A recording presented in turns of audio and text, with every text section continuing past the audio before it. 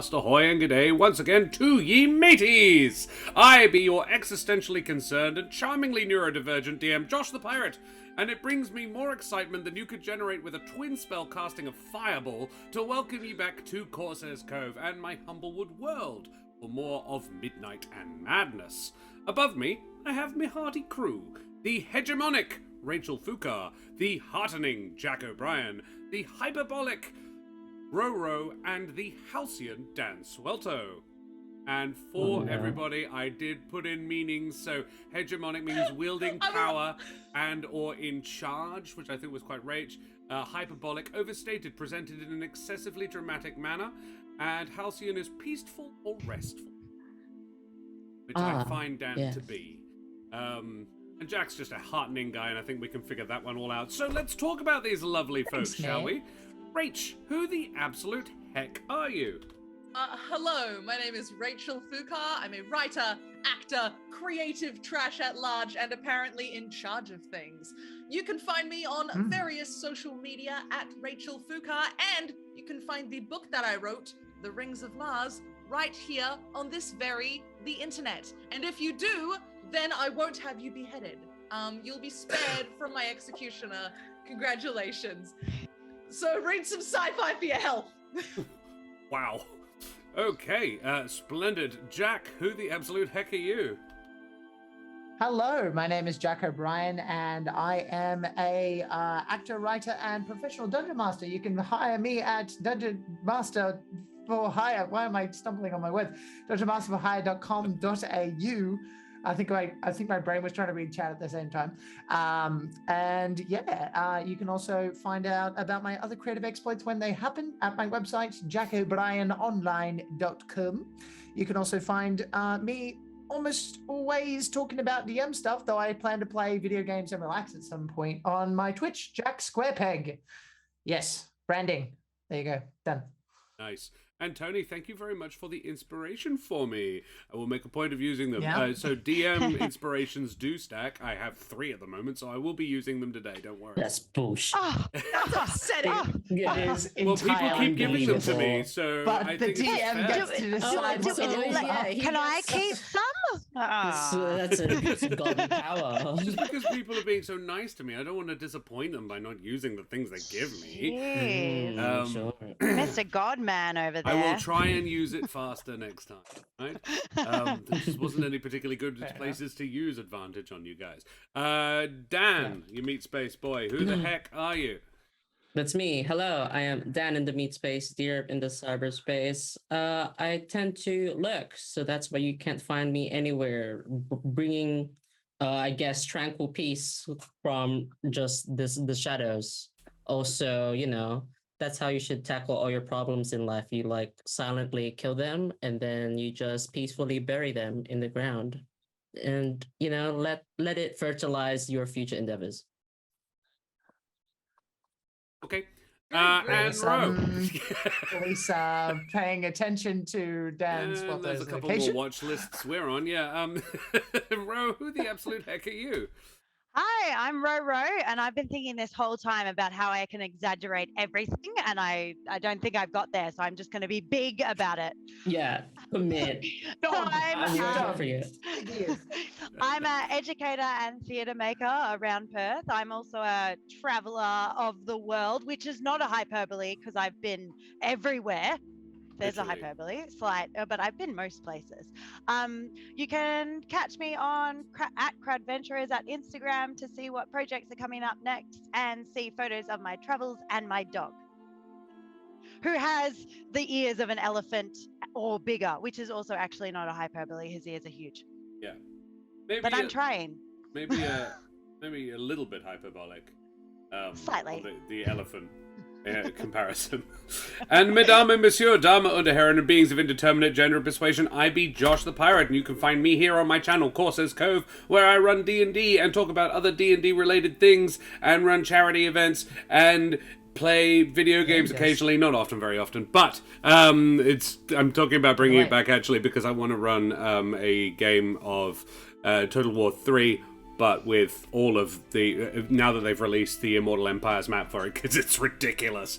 And I'm quite enjoying it. Beyond that, yes, you can find me in the podcast that. There Be Dragons, where I play the infamous and deadly pirate Scan Felspar and his little dragon Hrosh, if you are tired of the face but you think the voice is alright. Beyond that, I will probably be back on Ardana's channel on Friday evening for more in-between if you want a little bit more of my face and my voice.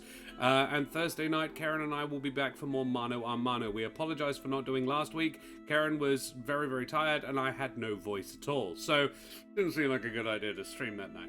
Particularly as we had a very busy weekend. So, guys, we also need to talk about the Ukrainian people. First of all, before we get too silly, Ukraine is having a bit of a rough time right now. You may be aware of this from watching the news. If you have any spare pennies in your digital wallet, please consider donating to the Emergency Action Appeal. It is the charity situation we've decided to support, but there are loads of other places you could give your pennies as well. All of those, any donations you could care to give would be gratefully received, because it is a shitty time that they did not pick. And we're doing this at the request of one of our players, but honestly, we would be doing it anyway. So thank you very much. Bless your hearts and all that. We also have a few other things I want to talk about. I need to remind our hardy, handy, and handsome audience, and possibly even happy-go-lucky audience, to please like, follow, and subscribe to all the things, you bloody champions. Strength Dex Con, hey buddy. Omi, Pog, hey buddy, good to see you. We have all the socials. We have the YouTube. If I can spell it correctly, that one. Nope, still not. YouTube. YouTube. That one. And we have the Discord if you want to join us and hang out with us. Since y'all missed me calling you all smexy. No, I saw it. Hey, Omi, good to see you, my friend. I did. Thank you. We also have a couple of special announcements. A couple of exciting things to announce. Firstly, I have mentioned before that we made it into the official selection for the New Jersey Web Fest. That has come up before, but now I can also announce that that episode, Death for Breakfast, has been nominated for 3 awards. In the Web Festival, which is pretty cool. The first was for Best Overlay Design. A Ravenous Panda... Hold up. That's an amazing Twitch name. Thank you very much for the follow. Yes. The first one is for Best Overlay Design. That goes to Serum76. So Serum is... And this is so weird for him as well. Nominated for Best Overlay Design at a film festival. Serum is just a guy who lives in Bunbury. He's quite good at Photoshop, and he's a lovely guy and very supportive. So that's really Talented cool. fella. He is. The second was for Outstanding Actual Play Livestream, which is basically the best picture, which is very, very cool for us. But we have, and we have already shared those pieces of information, but we do have a third one to announce, and I wanted to wait until Dan was here to do it, because we have a Best Actor nomination for Dan Swelto. What? Why? Thank you. Wow. So that right there... What a surprise. That right there, my friend, is your laurels. You're an award nominee for the New Jersey Web Festival. Congratulations. Award-winning streamer. Nominated. We cannot say winning yet. Nominated. I'll give it time. Give it time. I am honored. That's super cool, and I'm really proud of you, mate. Congratulations.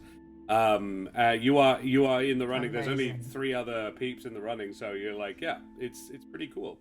So I'm going to leave them there for a little minute, because the other exciting announcement that we have to make is it may well be our viewers may well be aware we are planning a charity stream coming up. We're going to have some very exciting streamers and professionals coming along to play and run games with us. The wonderful Jack O'Brien will be running a game of Call of Cthulhu with Zedran from chat, and also from Rackham from GM's Workshop is going to be part of that game as well, which is very exciting. And we have a lot of other fun people coming to play with us. Tony Karlstrom will be running a game for me in his Mutant Chronicles world, a combat-heavy game, which is going to be very exciting. And Tony will be joining me for Tactics Tuesday, not this Tuesday tomorrow, but the week after, for some character creation for that game. And we will also be having the penultimate episode of this campaign will be the final game of the stream as well. But we have some marvelous sponsors for that, and one of them is Roll with Advantage, and Roll with Advantage have sent me the prizes that we are to be giving away from them, and I haven't opened it yet. I haven't opened it yet, so I thought we could do a live unboxing. We're doing unboxings for Dad's Roll with- birthday. Well, it could... Bro, this betrayal. Ro was just pushing her luck as far as she can. Turning 51 tomorrow. Tony! Happy birthday, Tony! Happy birthday, Tony. Actually, happy birthday, Oh, Tony. Totally happy birthday, Tony. There you go. Let's focus on that. I hope you don't get a hangover. I'm pretty sure Tony will get a hangover. No, that's my. I hope you don't too, Let it Tony. happen. I anticipate it, but I hope I hope you don't. get pissed drunk and not get a hangover. Oh, yes. That's the sudden but Unboxing. inevitable betrayal. So excited. Do you know Alrighty. what's in the box? Well, I know that Roll with Advantage, as their logo may suggest, is a dice company. I got in contact with them. They sponsored us last year, and they also sponsored a game that I played in on Game on Australia a long time ago, with some beautiful sets of dice. Oh my god! Oh my god! Karen, it's so much. Okay. I'm just gonna drum roll. Take a look at that. Oh wow. Oh my Lot of goodness. swag. Look Oh, at that that. is a lot. That's All How of much these swag is in there? Pretty little bags of dice. So, these are one of my favorite things about Roll with Advantage. Roll with Advantage are a Melbourne-based dice company. Holy shit! Oh my god. I think I've gotten stuff from them before. I remember seeing Karen, one of the fashion's that name rings Too a bell. excited. Whoa. You know what Okay, though? all right. That's where all your DM advantages are gonna come. So You're gonna they- use it. They give us Yeah. stickers like these. Oh, Ooh. cute. I need to make a There's a bigger. little Oh. owl bear. Little owl bear. Oh, it's an Oh, that's owl. very Oh no, it's a griffin. adorable. It's a griffin. That's No, the but owl it bear. isn't like a yeah. Oh, the There's an Oh, it's owl just- bear and a griffin. And Oh, we wow. have little Wow. dragons. And I think the beholders are super cute, actually. Oh, can I win the things? You Or can not if win you the donate. things when you're No, involved? if you're a player, you can totally still win. If you're basically these are donator prizes. There's some stickers with the Roll with Advantage logo on it as well. Like, Ooh. there's some cards here. Oh, okay, cool. That's basically where to go get their shit. I need to actually. We have the. If I type exclamation mark RWA. That right there is the link to their their website, because they do some really amazing stuff. There's smaller versions of the stickers and little packets of them as well. Yes. Then what else we got in here? That's Oh, just wow, the little loads things. of sticker packets. So many packets of stickers. What fucking champions? There's a mimic eating a dice. Oh, cute. Super like that. cute. I love mimics. The snail. These boys. Also stickers. Big thick pack of them as well. All right. Now let's get to the good shit though. There is 1, 2, 3, 4, 5, 6, 7, 8, 9, 10, 11 little furry sacks of dice. These sacks are so soft as well. They're really beautiful things. This one's worth Yes. Now it's touch Josh. Yeah. This is the little pink one, little drawstring bag. Ooh. Ooh. Sort of rainbow. Ooh. These are clear. Oh wow. Fuzzy. Purples. Papas. Purple ones. Ooh. Look. Whoop. Yeah, these are sort I'm of. getting a real Wheel of Fortune vibe with Karen's. Yeah. They're like, Come on yeah, down. tea. Yeah. Bing, bing, bing. Yeah. There was one yeah. in here that just had one times. huge. Okay, this little yellow sack. Oh my goodness. Oh, those are pretty. Can we stop calling it a sack? Is that all right? No, they are sacks. Deal with I'm too it. mature for this Look shit. at this. That. Oh, it's huge. That. It's a pouch. It's a Is it sack. a giant dice? It's huge. It is. Boy. I love giant I- dice. I have Let me giant give you. dice. I'm I love so giant jealous. dice. Minis for comparison. This is a normal-sized elf mini.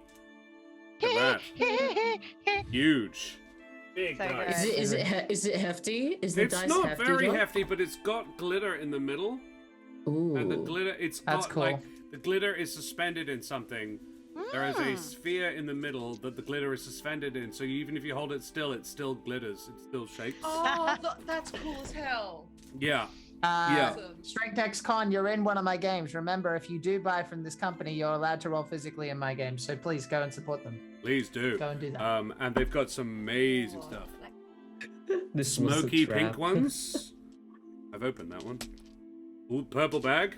The purple sack. I am loving what I'm seeing though. I don't know if I've been here before. I think I have, but they have some great designs. I roll with Goods. advantage dice when I'm attacking you. Whoa! Now I'm offended and I don't want them anymore. Glittery, You know what? glittery purpley like the ocean. Glittery greeny Ooh, blue. Those they ones are are so Love it. pretty. Love it. So Love it. many. Ah, Oh. I just have I to And love donate. the font. The last I like little You can the get sack. them if you want. Caramel size shirt. Oh, these Go are into sort the of. running. God. Dark like Dan's soul. Yes, these are like slate grey, but with how to put it? With glitter suspended in the mix. I Um, think This some is so really cool. dark dice. Very I think the shimmery. This is the darker ones. And in a nice little brown sack there. And then the pièce de résistance. Ooh. This is a leather case. Ooh. It's got felted ends. I believe it is magnetized. Yes, it is. Yes, it is. Oh. Oh, God. Oh. Hold it Oh. up closer to the camera, please. Yeah, for yeah, our yeah. sake. Ooh. Thank you. Oh, they're so pretty. These are sharp edged. They're a little bigger than normal. Not huge, but a little bigger. And they have stuff suspended in the weave. Oh, it looks like oh, there's like a little bubble in the middle with glitter in it. Yes, it's the same deal as the big one. They're hollow and they've got some sort of glitter suspended in the hollow. Does the Um, glitter move when you roll them? Yes. So The cool. D6 is. I need pretty. some for my pocket. It's like it looks know like what? You it can looks get like yellow them. paint. Yeah, Looks I'm like gonna just get a them. yellow spray paint, like a splotch of yellow spray paint in the mix. But the edges are like really quite sharp. It would hurt to tread on these. Yeah, take I your love Lego me some and metal raise dice. you a And sharp they have Yeah. metal dice. dice. Oh my god. So Just cool. So so good. See, we're pretty. gonna have the same problem as last year where I just want to steal all the prizes instead Yeah. of giving them out. So That'd be there rude. we have They it. have mysteriously disappeared. That is incredibly generous. We didn't know how much they were sending us. We didn't know what they were doing, what they were going to give us last year. They sent us about $150 worth of dice. This year, Amazing. guesswork, $400 to Wow. $500 worth of dice there in that box. They're quite Very cool. reasonably priced, but that is just a lot. What incredible generosity. Well, now, guys, we have to raise quite a lot of money to justify it. That's what that means. We have also been believe. promised a prize from Wooten Forge as well, which brings me neatly on to our affiliate link to Wooten Very Forge. cool. Oh, segue. Yeah, boy. Beautiful. That was gorgeous. We are proudly affiliated with Wooden Forge. Go and check out their beautiful stuff. So I roll my roll with advantage dice in my Wooden Forge dice box. I have two sets of Wooden Forge, two sets of roll with advantage dice in my dice box that are from Roll with Advantage, and it's they roll well. What can I? You used to be able to buy a pound of D4 dice from Amazon back in the day. That's a caltrops. What that right there is. So yes, today was a fun day. I got to surprise everybody. Yes. Amazing. Thank you so much. Roll with advantage. I will. I need to. Yes, I need to. Thank you. Oh my God, we are overwhelmed. Yes, incredible. Alrighty. Well, mateys. Jack, I think we need a bit of a recap. What the heck happened last time? Yes. All right. Well, I am a big nerd, so I'm going to give people a soundtrack of what I'm listening to in my head, because I'm a big Dragon Ball nerd.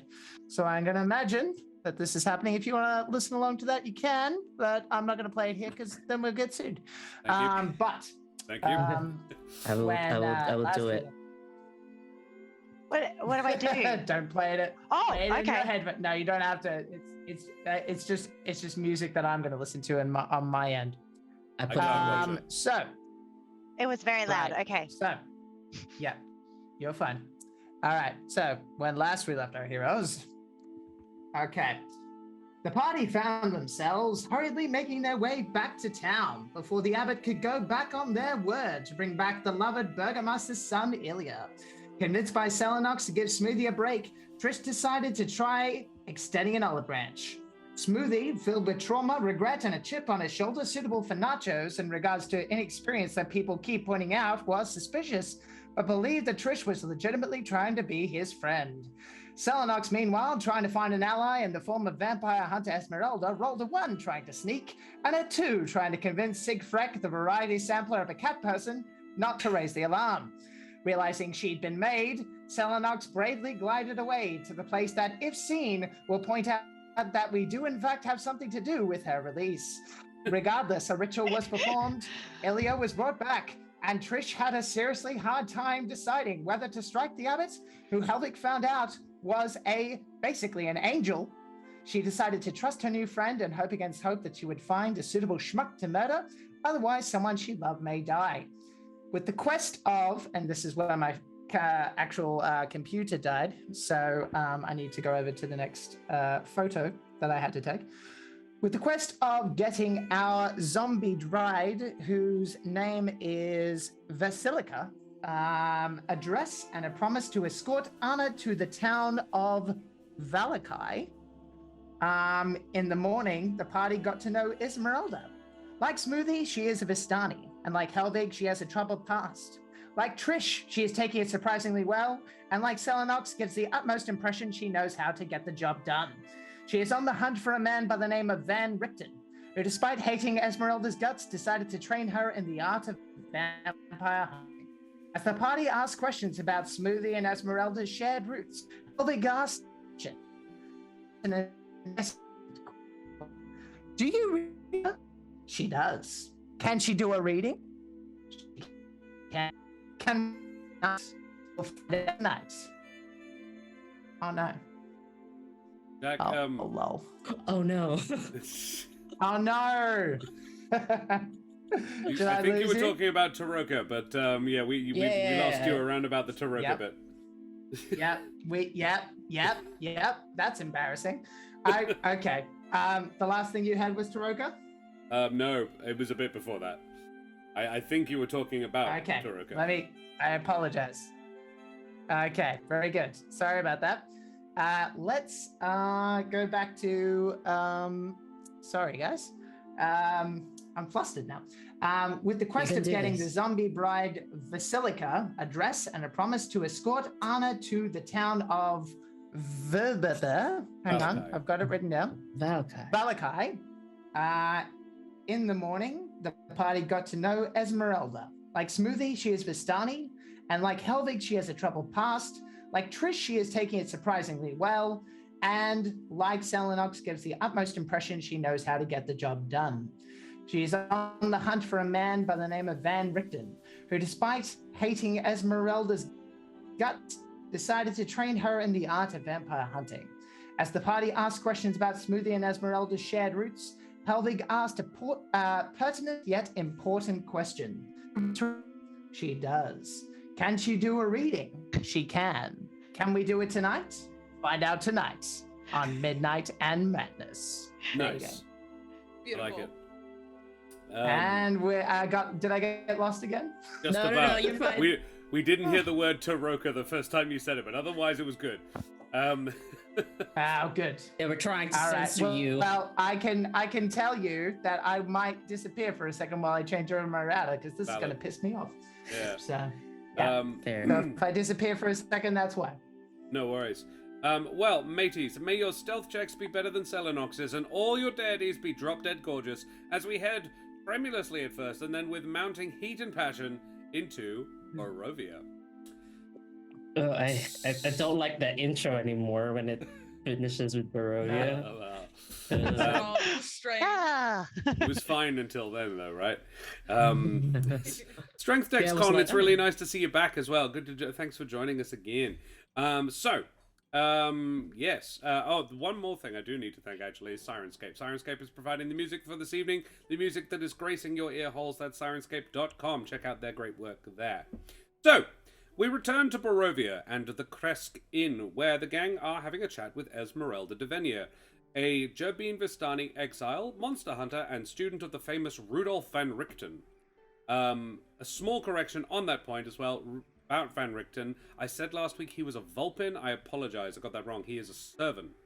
I just don't see the world through that lens. That's why I keep getting this thing. I also have, and this is kind of fun, a picture of Esmeralda. Okay. This is the human version of Esmeralda, because we're not in that sort of a world. But yes, this is what Esmeralda would look like were she a person. Hashtag not all Vistani. There you go. So that's who you're talking to. Whoa. And yeah, you're chatting with her. She's quite an imposing woman, but friendly. Like Imagine a that, goat. but a mouse. Yeah.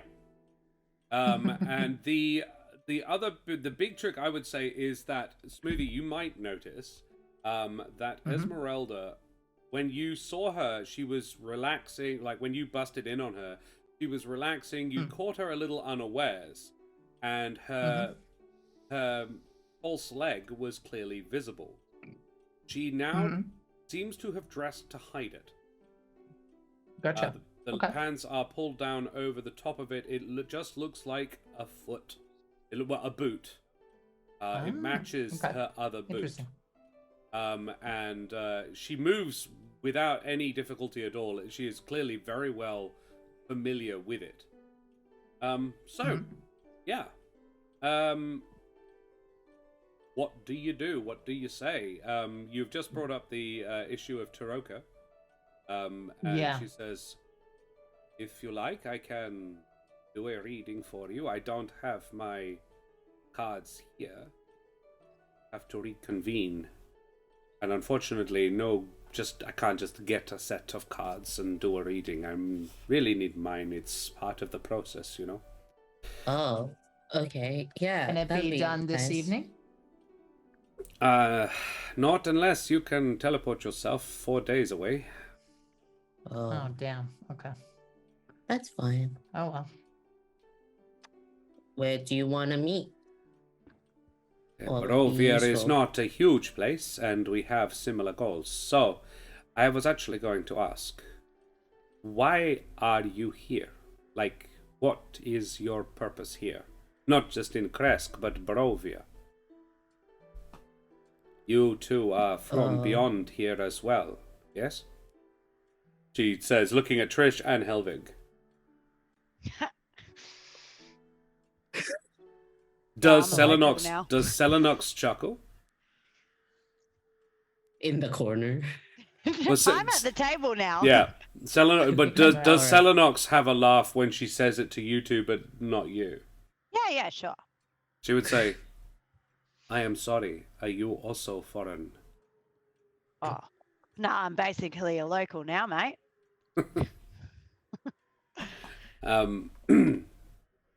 I am sorry, I should have realized the accent.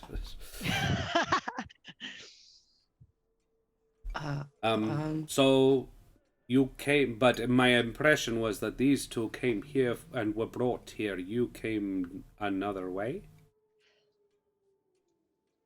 Yeah, I guess so. Strahd Just- brought you.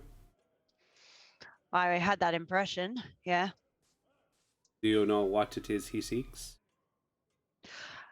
Nice. Seemed quite different every time I've talked to him, to be honest. He is bored.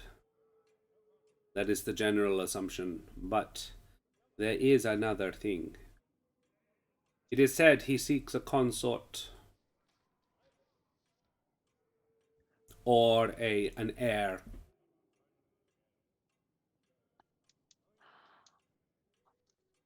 Oh, Someone worthy to take over his throne. He has no offspring of his own. isn't he?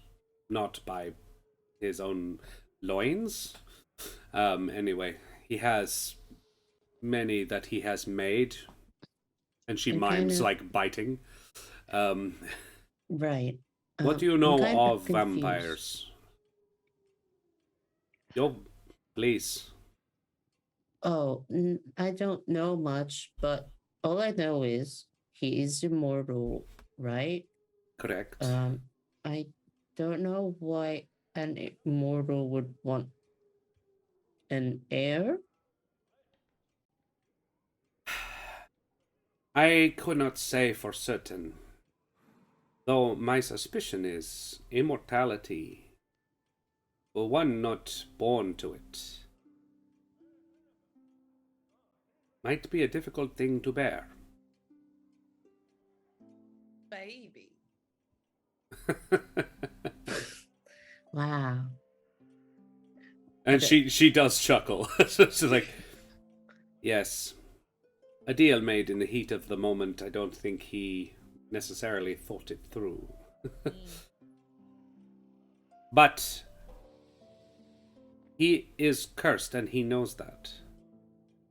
The heir would take the curse off him, I think, is the main idea. Oh, good. Putting your problems to the future generation. What a nice parent. Dan, careful, your politics are showing. Look, Helvig did not like the council for the same reason.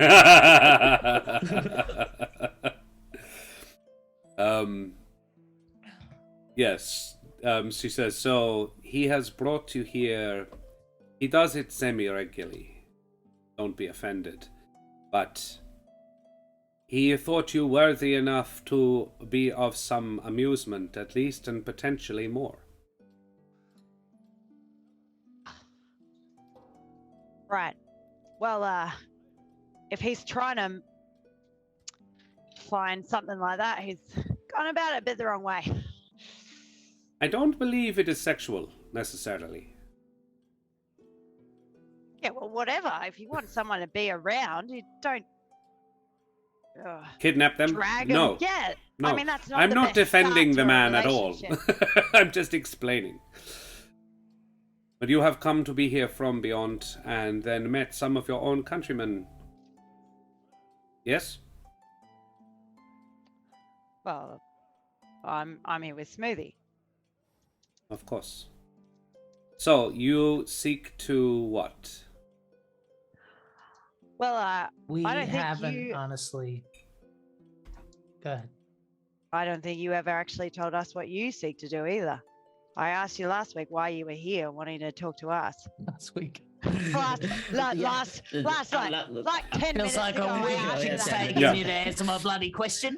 Earlier on in this same conversation. Earlier on, like Uh-oh. literally 10 minutes ago. But thank you for the You take a I long think bloody it- time to answer. pretty mate. sure- Feels So like a just week. tell me why you're here. I'm pretty sure she did.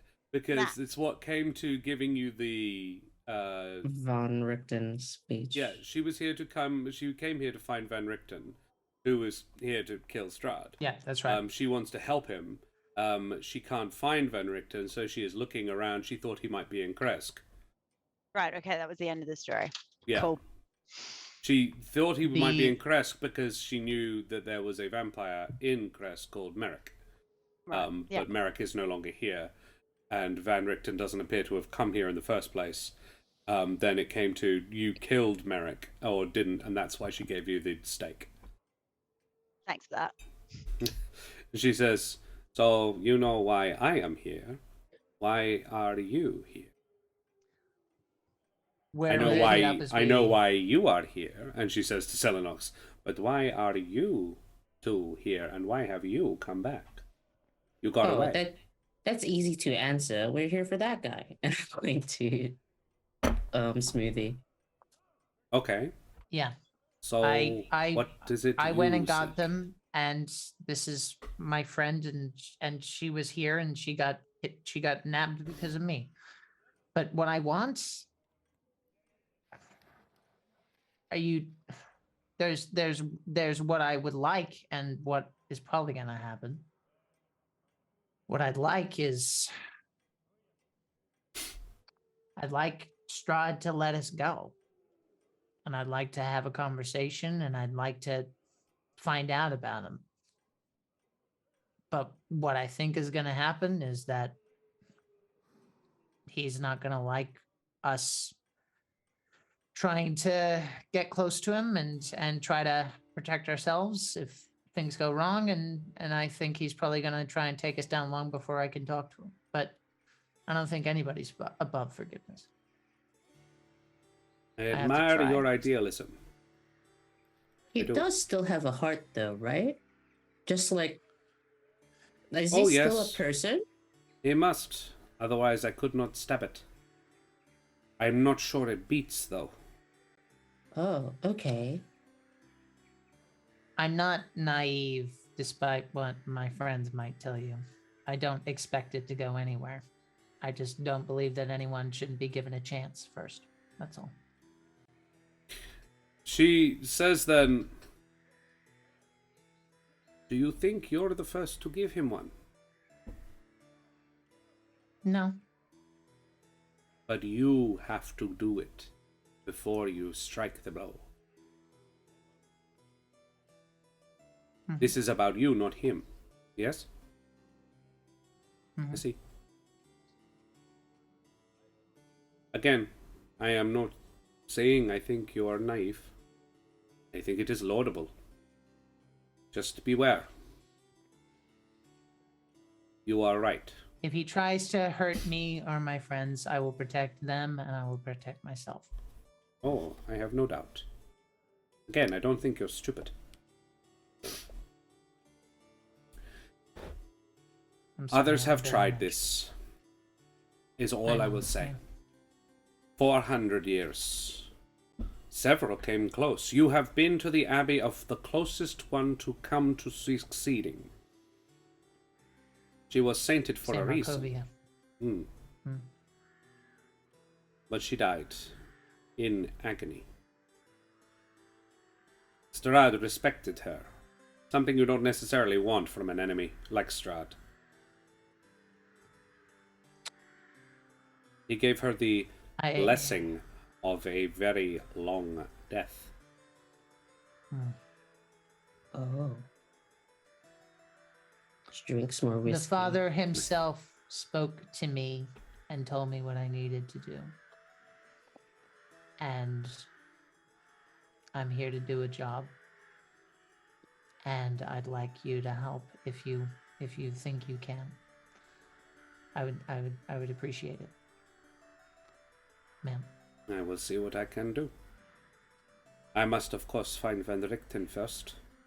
He is... For all that he is a grouchy old servant, he was a friend to me when I needed one. A father to me when I had none.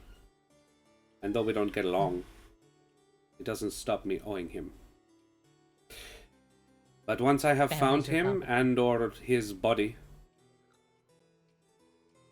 I will consider it. We are not at cross purposes, though we may well. I'd like to meet him too. He sounds neat. He is. We shall see. Smoothie, you probably have the highest passive perception in the group, right? Fair to say. 17? Anybody got a raise on 17? Is it golf? Because I have 10. Very well. Smoothie, you would be the first to hear this then. Yes.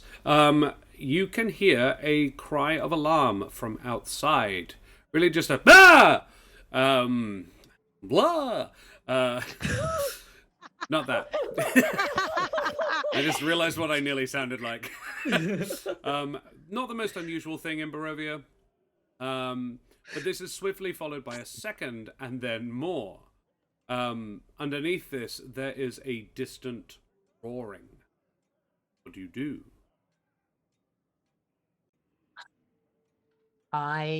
Does it sound like someone's in trouble? Like, based on what you've said? It Many sounds people in like trouble? several, at least. He's not even gonna say like, "Do you guys hear that?" He's just gonna stand up and go like, "Someone's in trouble." I'm just gonna try and see what I see. Esmeralda perks her ears up, and if anybody else wants to actively perceive, roll me a perception check, and you can. God, no, I just trust. We know he's been listening to our conversation that one time in the. Trish, you definitely hear it. Selenox, 20 feet you away, catch yeah. it as well. Esmeralda says, "I will come with you. Let us take a look." I just run. Me too. Do you all go? I go. Selenox? I have smoothies going. um, It just runs into trouble all the time. Heading outside, a figure That's you. Fly flutters into trouble, overhedged on mismatched wings, a pair of tusks protruding from their lower jaw. They are in hot pursuit of a Vulpan woman herding a small group of pigs away from it. Across the street, a second figure bounding along behind an older Corvan man with a look of hunger on its face, leaping forward on all four limbs. Looking to the west, you can see a wave of distorted figures rushing down from the abbey. A few, it seems, are already here, but the bulk are slower. Moving, most are bearing some kind of weapon, though some are armed simply with their claws or misshapen hands, and they seem intent on ransacking the town. The general thing they all appear to be trying to express is food. Should have killed him. Oh, for goodness sakes. Cloven hasn't done his bloody rounds tonight. What do you do? Uh, Esmeralda pulls out a hand crossbow and shoots the one that was chasing the elderly Corvum through the side of the skull, and it just collapses to the ground. And she shouts, "Get inside, everyone!" I think I would go ahead, Helvig. You were speaking first. I start blasting because my range is 300 feet. Very well. Who do you target? There is, looking around Helvig, there would be maybe 3 or 4 that have already reached the town. The rest are on foot, coming down the road from the abbey. Priority is saving the people first. They're running, right? They're evacuating. Yeah, so they're I heading try to their and houses. I don't really prioritize murder so much as because I also have Repelling Blast to knock whoever's chasing the evacuees back. Very well. Sure. To try and get the people some more distance. Very Even well. if it doesn't kill them, I'm just like Right. Make me a pair of Eldritch Blast attacks, please. 18 on the first. Nice. 19 on the second. Roll that damage. Nice. And 10 and 11. Helvig, you don't worry about Repelling Blast, because the tusked flying creature that was swooping behind the Vulpan woman, you nail it in the back and it just collapses to the ground. It ceases moving. It sort of flails for a little minute and then collapses. And Esmeralda turns to you and says, "Very well done." And your blast, was it the same? Was it that sort of repelling spring? Ribbon-like things? Yeah, but now that it's so far away, I don't know the actual range. But now She that wouldn't it's have so been far more than away, 40, 50 feet away. Oh, that it's fine. That it's still the almost lasso of fire, bands of fire that Ooh. like kind of lash out and like.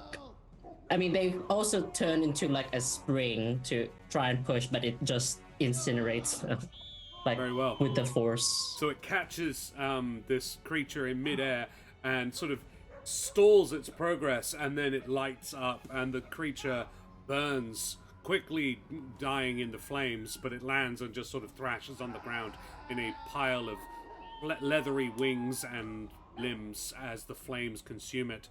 Esmeralda turns to you and says, "Very nice. I tell you what, Yeah. I am not a warrior. I am not a soldier. I will take the ones that are already here. You block the road from the abbey as long as you can. Okay. I will sure. tell everyone to get to safety. We will work together on this, yes?" Yeah. Yeah. And she looks around at you. She says, "Let us get to it then."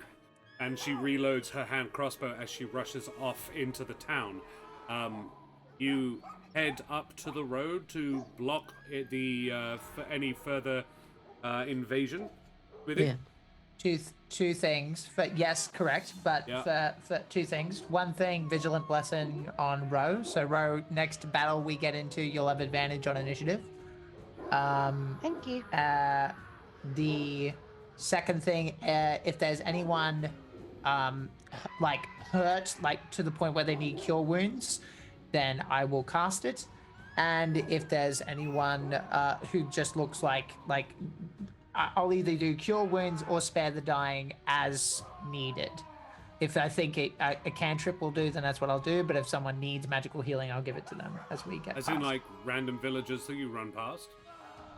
Yes, if anyone's hurt, I will try and give them first aid, essentially. You would see one injured villager. Okay. Only about half a dozen so far have already come down, and Esmeralda is dealing with them.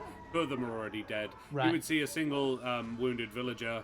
They're not critical, they're not going to die, but they have been badly savaged. One arm is hanging limply. I'll do it anyway. Very well. Just I'll do it think- anyway. Yeah. The kill wounds.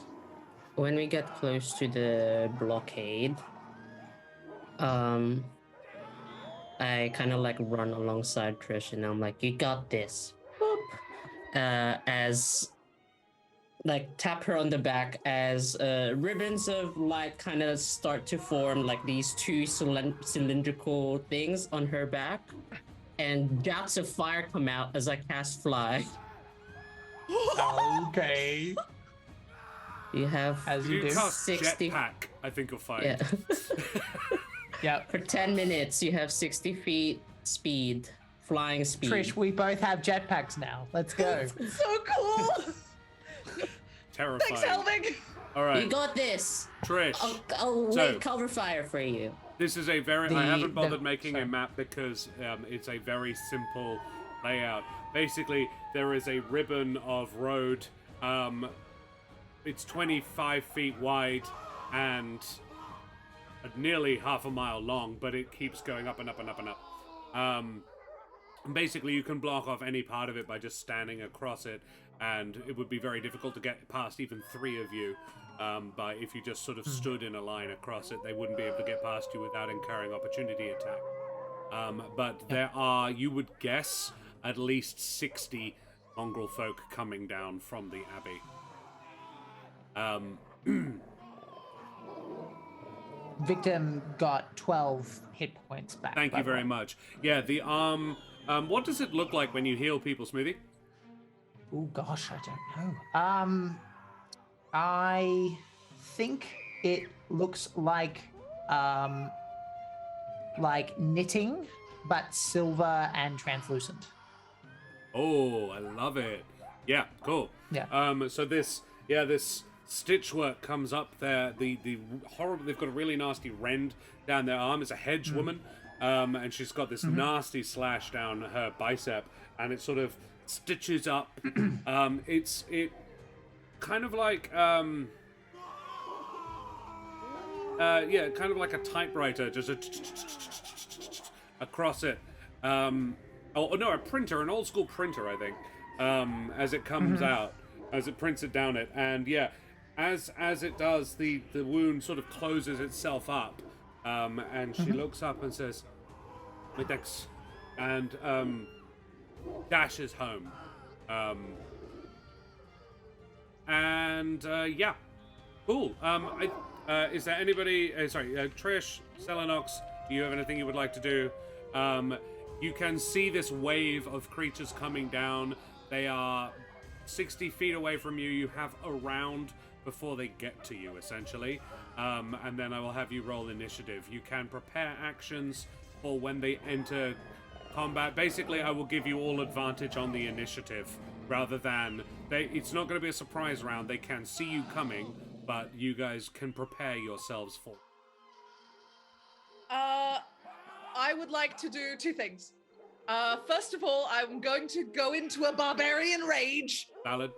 Directed inwardly, because I'm very upset that I didn't kill that fucking swan when I had the chance. I should have just offed him.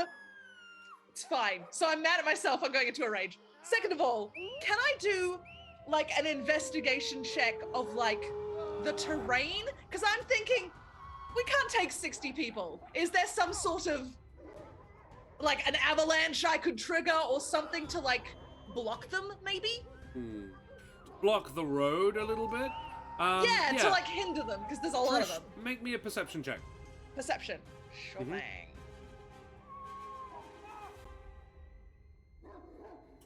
Trish, that is a super cool idea. There is about a third of the way up. So this is basically like tiers of road. It's quite long, so each tier is probably 50 feet to the next tier. About halfway up, between this tier and the one above you, you're at the bottom still.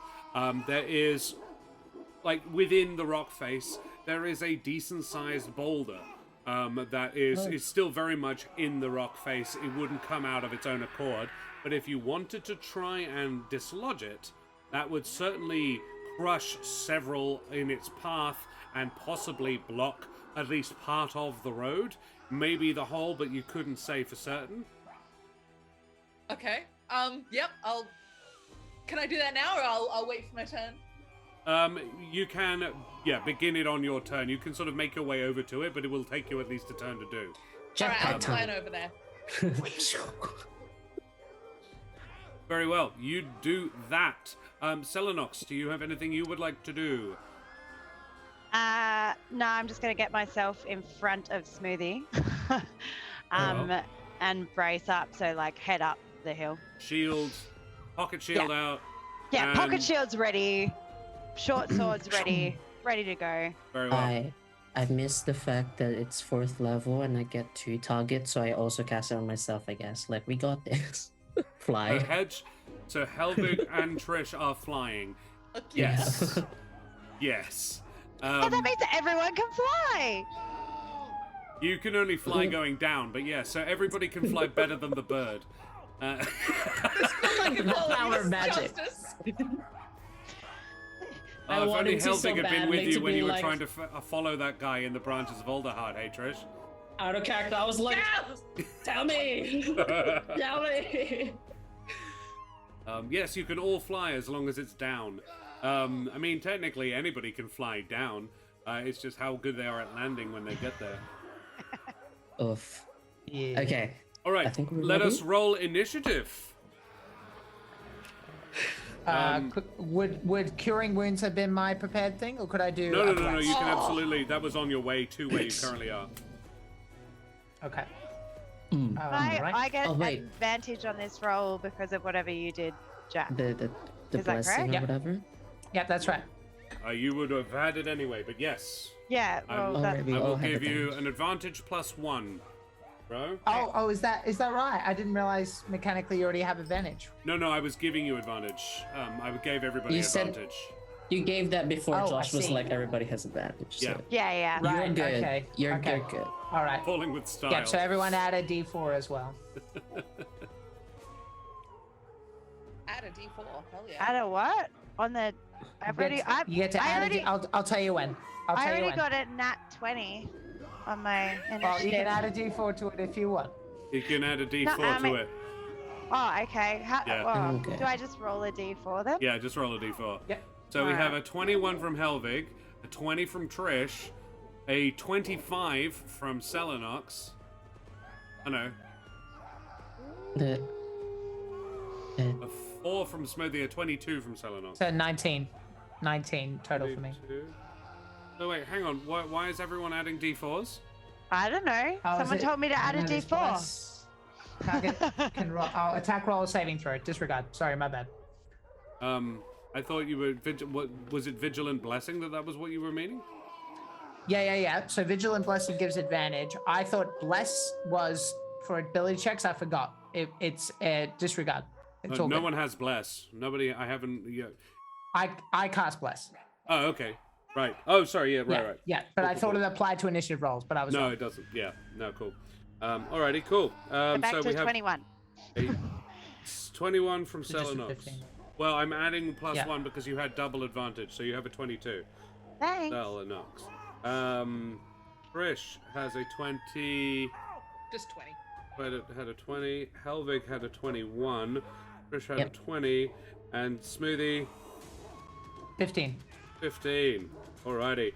McBluff. Hey, McBluff. Lizelle, can I have an exclamation mark roll space 20 in chat, please? This will be to determine when the Mongrel Folk go. I'm pretty confident it'll be Selenox first, though. So, Selenox. They basically come within range, and they are all within. They get to 20 feet away from you. A 13 from Lizelle, and they have a plus nothing. So, yes. And the enemies are on turn 12, actually. They have a -1. Very well. Cool. Thanks very much, Lizelle. So, Selenox. The first wave of about 7... Well, no, it is of 7 Mongrel Folk. Charge down the hill. These ones are all mutated in such a way that gives them a little bit more speed than the others. 4 of the 7 are running on all 4s. There is hard to say. Hard to say for certain, but there doesn't appear to be any real sort of... There's a huge variety in age and gender, like in that, yeah, there are men and women, there are young and old. They do not seem to be, it's not an army, they are just a huge random assortment of folks, but all of them are really messed up to look at. And they are the entire width of the road and almost 2 deep in some places. They're 20 feet away from you, and it is your turn. All right, cool. And they're definitely looking like they're coming down to attack. They I are gather. screaming food. Yeah, right. Okay. Yeah, ever since I got strapped to that bed, I thought it was coming to this. All right. So I'm gonna run at the closest ones. So just to get in range. Uh-huh. And then when I get in range, I'm gonna hit with my short sword. That's what I got at the moment. So 24 to hit, first one. Yes, it does. Yeah. All right. So 12 If damage. we are in a 25-foot wide corridor, essentially, consider yourselves. Where are you? Are you? Consider it.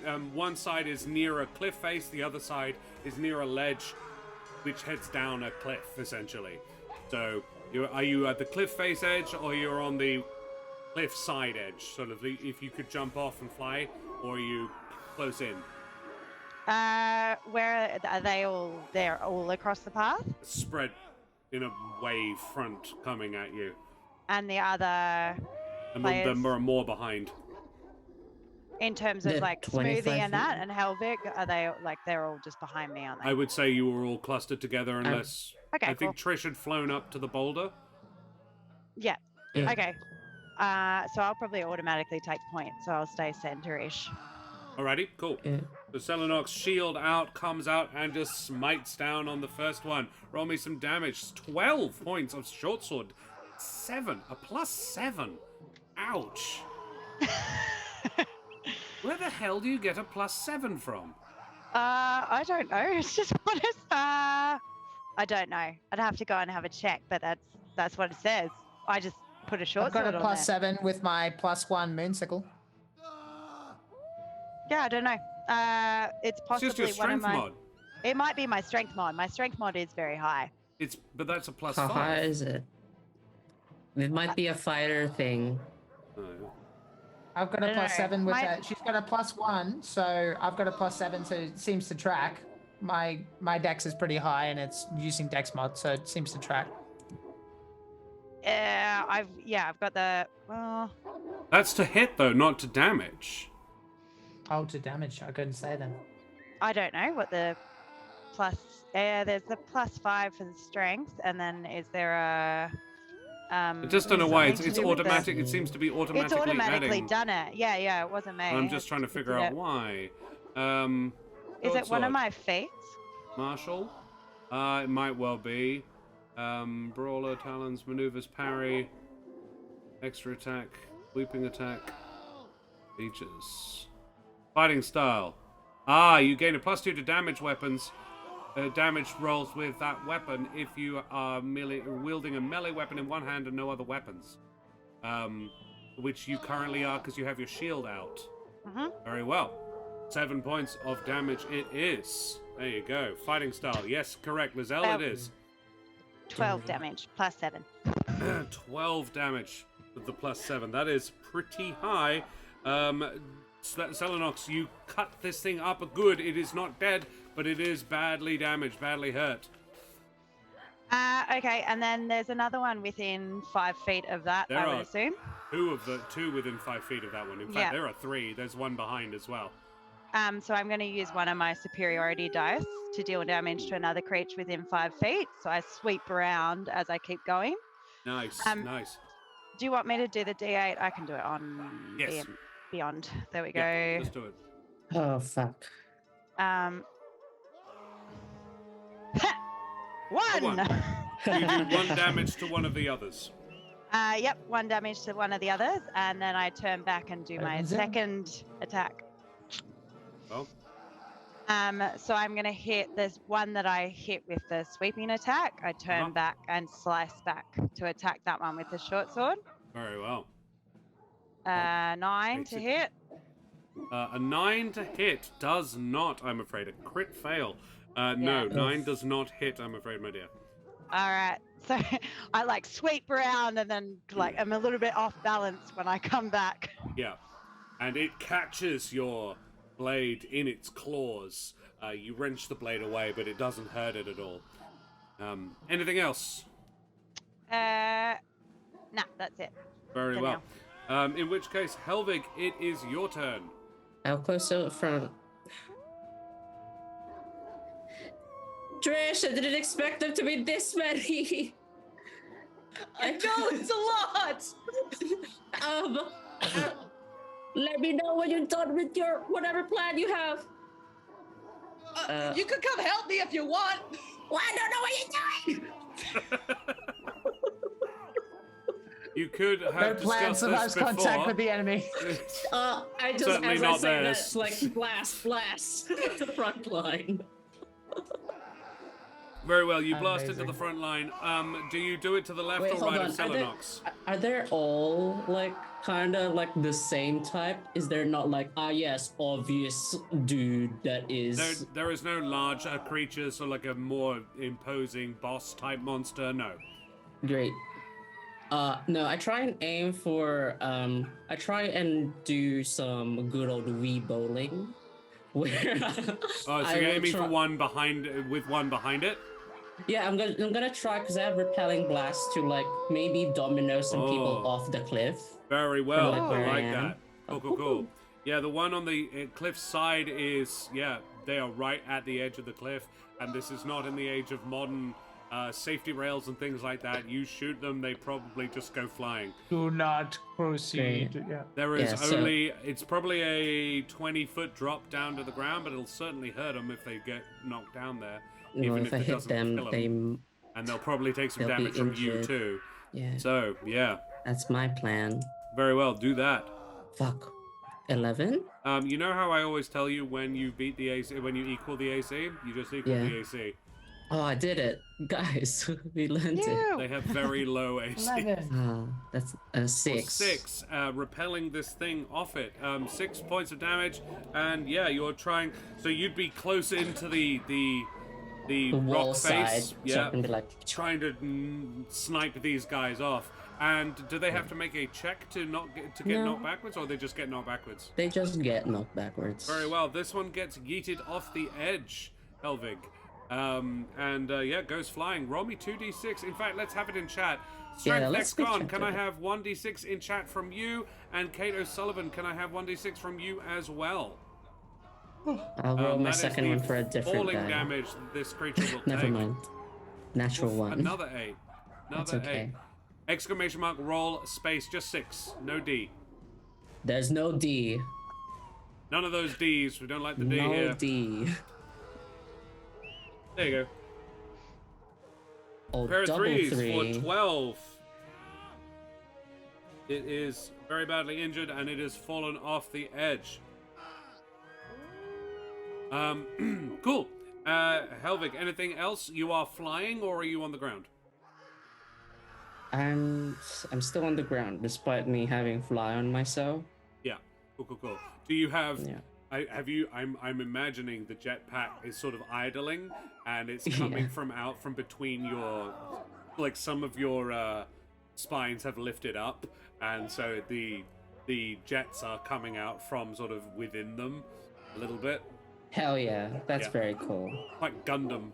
I'm basically a Gundam now. Yeah, that's dope. I'm way shorter Gundam.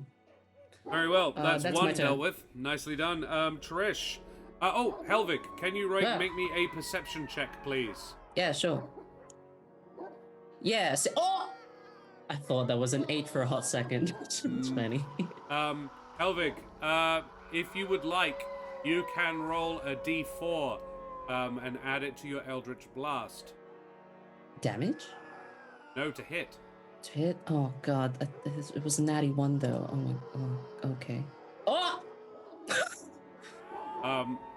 Hell yeah. You notice from you look over you look as it falls, as the first one falls, and you see in a building about 60 feet away, it's the Krezk Inn, and looking out of one of the upper windows, you see a small Gerbine face, and he smiles and gives you a thumbs up. And he has cast guidance on you. I'm so blessed and guided. It's My god. at range guidance, but yeah. He's Oh, going was to. that Otlius? That's Otlius. Aww. Otlius is using his very minor divination wizard powers to cast guidance on Helvig every turn at turn count 20. Oh my So, god. yeah.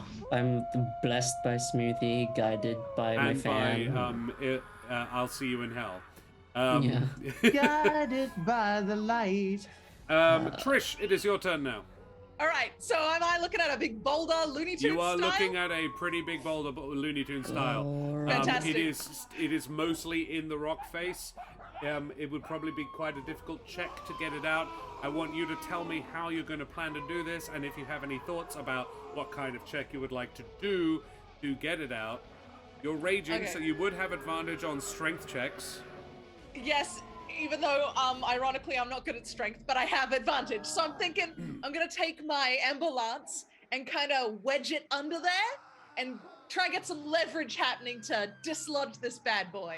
I will give you dex Ooh, rather than strength, because you are trying to do something that is a little bit more dexterous. It is like you're trying to lever it. It's not as strength based, and I will give you advantage because you are got a jetpack. hell yes, So hell you yes. can use the jets of Helvig's magic to help you do yes. Hell this. yeah. Fantastic. All right, so just a straight up dex Am I check. not a kind dungeon master? Thank you, thank you. Thank All right. you. Oh, I'm so glad I have advantage because that was not very good. Try it again.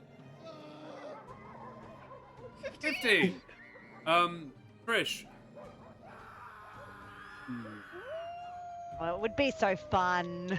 Yeah, all right. You already gave us so much bone, though. All right, Trish.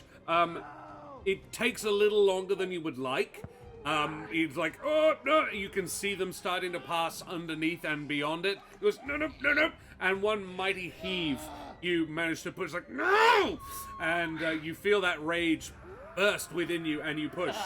And it comes loose. You don't manage to cop the first rank, but you do manage it. It just rolls straight through the second rank, taking out all 3 of the guys in the second rank, crushing them. Well, Trish, let's say McBluff and Strength Dex Con. Can you roll me a d10 in chat each, please? Pardon me. A 5 from Strength Dex Con. McBluff loves the soundtrack by now. Thank you very much. This is a homebrew. This is my own sound set on Sirenscape. The Mongrel Folk cometh. Oh God. It's fine. Yeah, it's totally fine. I'm going to roll a d10 as well because I think this is a 3d10 damage. That's a 6 plus 5.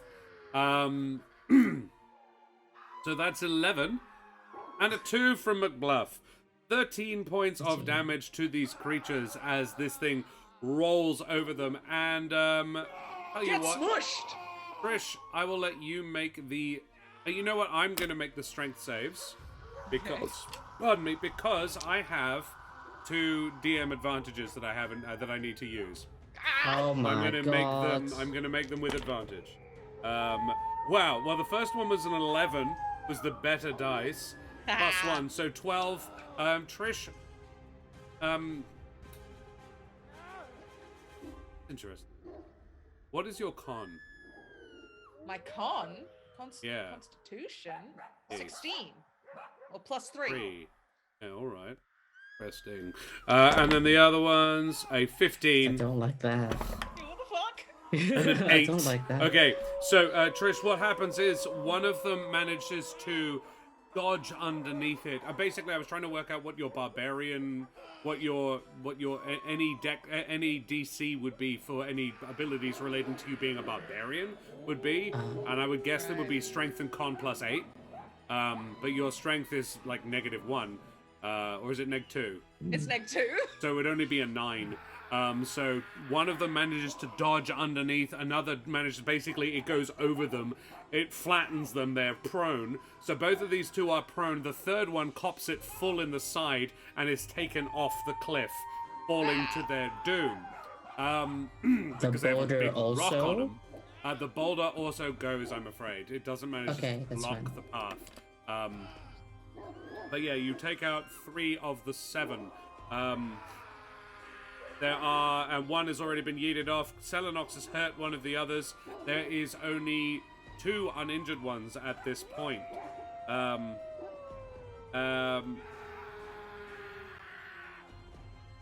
Yeah. The others are very badly hurt. 3 out of 7 isn't bad. Yeah, it's pretty good. Hey, small town creepy, good to see you. Yeah, In a it's while. been a while. Hope you're well, my dear. Alrighty. Do you have anything else, Trish? That's me done, I think. Yep. Very well. Do you have any bonus actions you'd like to do? Or Come back. moving? Oh yeah, I might as well move. I'm gonna. I would also swoop down. remind you that if you don't get attacked this turn, your rage ends. Ah, fuck. I keep forgetting that. Well, I'm gonna swoop down and I'm gonna go to the rear to like sandwich them in. Oh, I like it. So you're flanking you going for the ones who are prone on the ground? Like at the flanking back them? of the pack. Yes, all yes. up? Then yeah. Yeah, cool. Creepy, new schedule. I've been sleeping in a lot. Good to see you all. No, not a problem at all. But it is lovely to see you. We've missed you. Alrighty. Cool. Yes, welcome to Borovia, Small Town Creepy. We're having a glorious time here. It's all extremely cool and not at all upsetting. Alright, Smoothie. What do you do? Hey. These guys don't give me an undead vibe, do they? No. They are very much No. alive. Okay, I figured as much. Okay. In that case, I don't know how much I can really do. Is that like So 15? what I will. It's tricky. Well, one thing I'll do is I'll harness divine power right now and give myself a spell slot back of 2nd level. Why not? Actually, can it be 2nd level or higher? I don't know. Up to level 2. Okay, so I'll give myself a 2nd level slot back, and I think Bless is Bless working out, gang? Do we want the You Bless? can get still? rid of Is it if you want. Their AC's All right. 11. Yeah. All right, yeah, that's fair. Okay, let's And bugger Helvig's it getting then. guidance from Then someone else anyway. I will cast Moonbeam Nice. in the most like the direction I think they're coming. Best place to be, so that they all have to run through it. Yes. It is only a 5-foot wide beam, That's- and yeah, the road that's is right. But, 25 see- feet yeah. wide. I'll cover the other side. Okay. It does narrow then- down. I would advise there is a spot where you can plonk it on 4 of them currently. Then let's do that. The 2 of them Yeah. that are prone that Trish knocked down, and then the 2 who are in front who are engaged with Smoothie, with Selenok. Yeah. Yeah. If you okay. plant it in the well, middle of it's- them, it's then gonna you be, get all 4 It's gonna of them. be. Yeah, I'll get all 4 of them then if that's possible. Yeah. Very well. You do that. So Moonbeam is a con save on their part. Very well, and it's when they start their turn in it, or when it's cast. When a creature enters the spell's area for the first time or starts its turn there, it is engulfed in ghostly flames. Yeah. I would say it is at the beginning of their turn, which will be next. So, Right. but that's cool. It's the same one way or t'other. Correct. And do you Yeah. do anything else? You got anything else you want to do? No, I've used my bonus. I've used my action. I'm gonna make sure that Selenox is fine by doing that. That's me done. Are you... The Selenox will be about 20 feet ahead of you because she said she was standing in front of you at the beginning. Do you advance, or are you good to stay back a bit? I will advance to where it seems sensible, where it seems to me we're trying to guide them towards the cliff, so I will position myself accordingly. Ooh, okay, because you can fly, so yeah, if you fall, it's okay. Yeah. Nice, Yeah. alrighty. But you're a little bit back. Yeah, I'm not gonna go the full way. I don't have an armor class of whatever the fuck, so yeah, I'll stay slightly back. But Very well. yeah. Cool. You do that. So Smoothie has advanced to, would you say, within 10 feet of Selenox? That'd be about right? Yeah. Okay. If nothing else, so she can see me in her eye line, because Very well. I presume that she's looking back to make sure I'm not dead yet. I'm not. Okay, I'm cool. fine. All right, well, let's roll some con saves. I have used my 2 DM's advantages gifted to me, or my 3 DM's advantages, rather, gifted to me. So I am out of advantages. Congratulations. And let's have some con saves. An 18 on the first, which means a success. A Pass. 3 on the second, which means probably not. Fail. A 10 and a 7. These ones are with a +2, so a 12 and a 9. Just All in case. fail but one. All fail but one. Alrighty. Just in case, are these shapeshifters? No, if any, Damn. well, actually, Helvig, you are pretty close to him, and you are looking for it, apparently. So, It's more like for the moonbeam. yeah. Yeah, Moonbeam does disadvantage, is why he's asking. If they're Right. shapeshifters, they roll at disadvantage. Oh, right, no, that's not why. But this Okay. is kind of funky. Smoothie and Helvig, you are the sort of the magically attuned ones of this. You two can Yeah. make me perception checks if you like. Okay. Or Arcana Yeah. if Or it's not. better Helvig. Okay. Helvig. It is better for me. I mean, 13, Smoothie, if you though. want, I'm Also- pretty sure Helvig's is better. I'll roll perception. Uh-huh. I'll roll perception. But can I use my invoke the Amaranthine? I'll give him that. I'll give you that 10 that I rolled a session or 2 ago. Oh, that would decrease it. His Arcana For the was one that 12. passed, so that means that they failed Oh, my right. I DC. see, So see, that see. means they all fail. Okay, cool. Yeah. I'm guided, right? That was the 4. You used it, though. Its guidance is once a turn, I think? Oh, I didn't roll damage then for that guy. Oh, please do. Yeah. I apologize. Yes, that one hit. And you were Alright, shooting that at was one of the 8. other ones. There wasn't any others near the edge, really. Yeah, no, I just shoot another one. I still Cool. repel just in case. For it another might- 8 damage. That makes it a 9. Let's say it's the one that Selenox hurt a little bit. Yeah, sure. So that one's down to taken 9 points of damage now. And then Smoothie does how much damage? Because this Moonbeam will be getting that one and the one Selenox It's chopped full up. damage.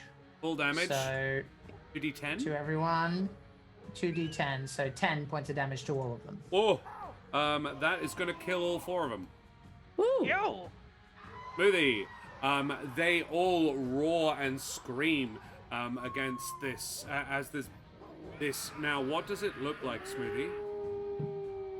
What does your moonbeam look like? Conveniently, a cloud opens up and the moon is literally beaming down. Very well, cool. Directly down. Whoa. Love it. So it is literally a moonbeam. Cool.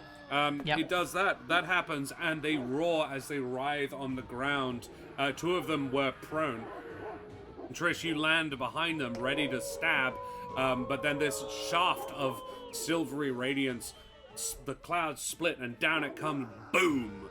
And there is an audible whoomph off the ground as it touches down, and as they are bathed in this silvery radiance, these creatures just roll and thrash. Helvig, a 13 for your Arcana, Smoothie, That's and right. 8 for your Perception.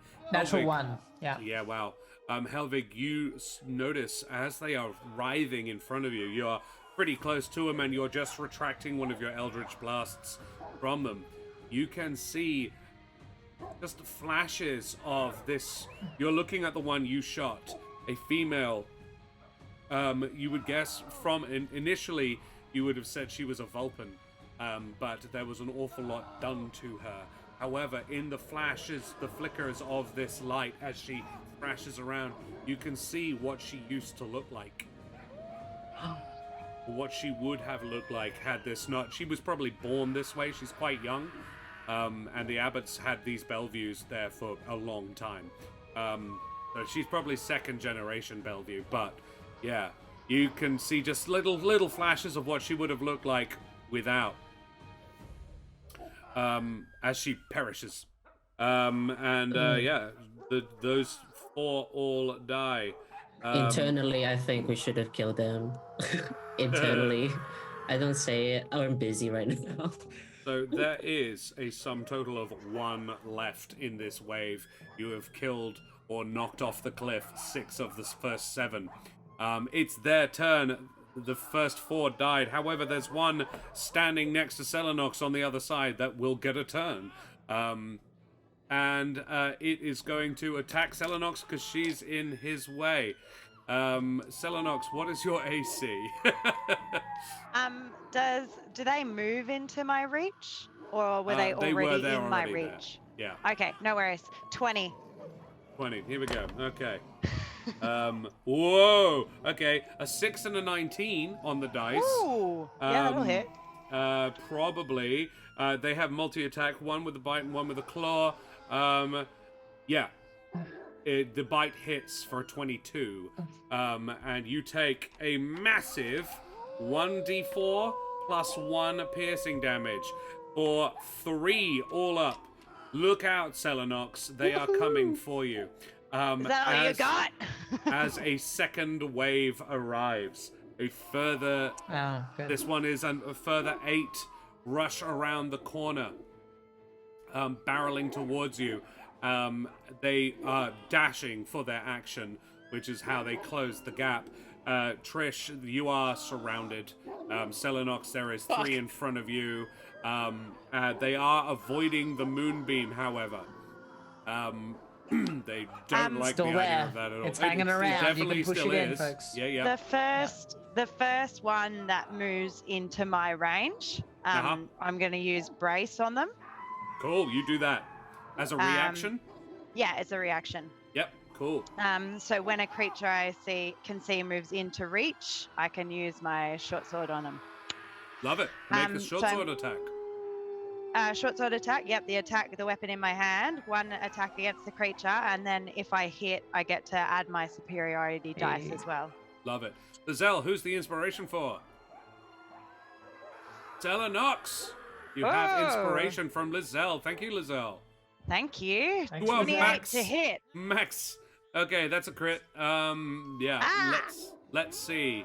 Yeah, roll me that crit damage. 2d6s. 13. Very nice.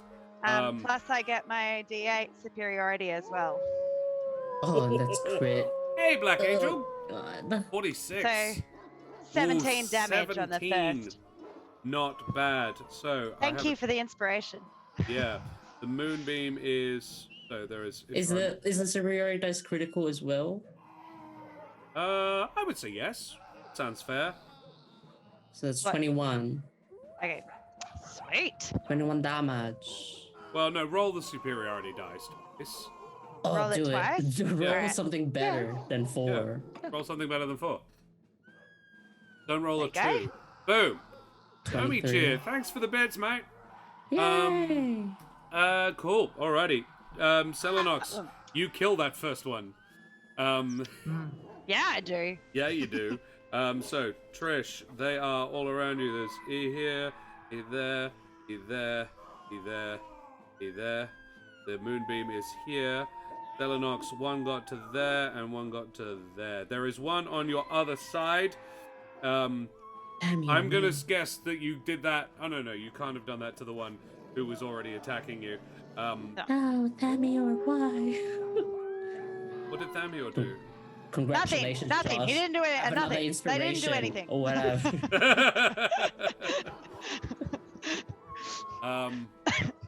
Thamior, inspiration for who?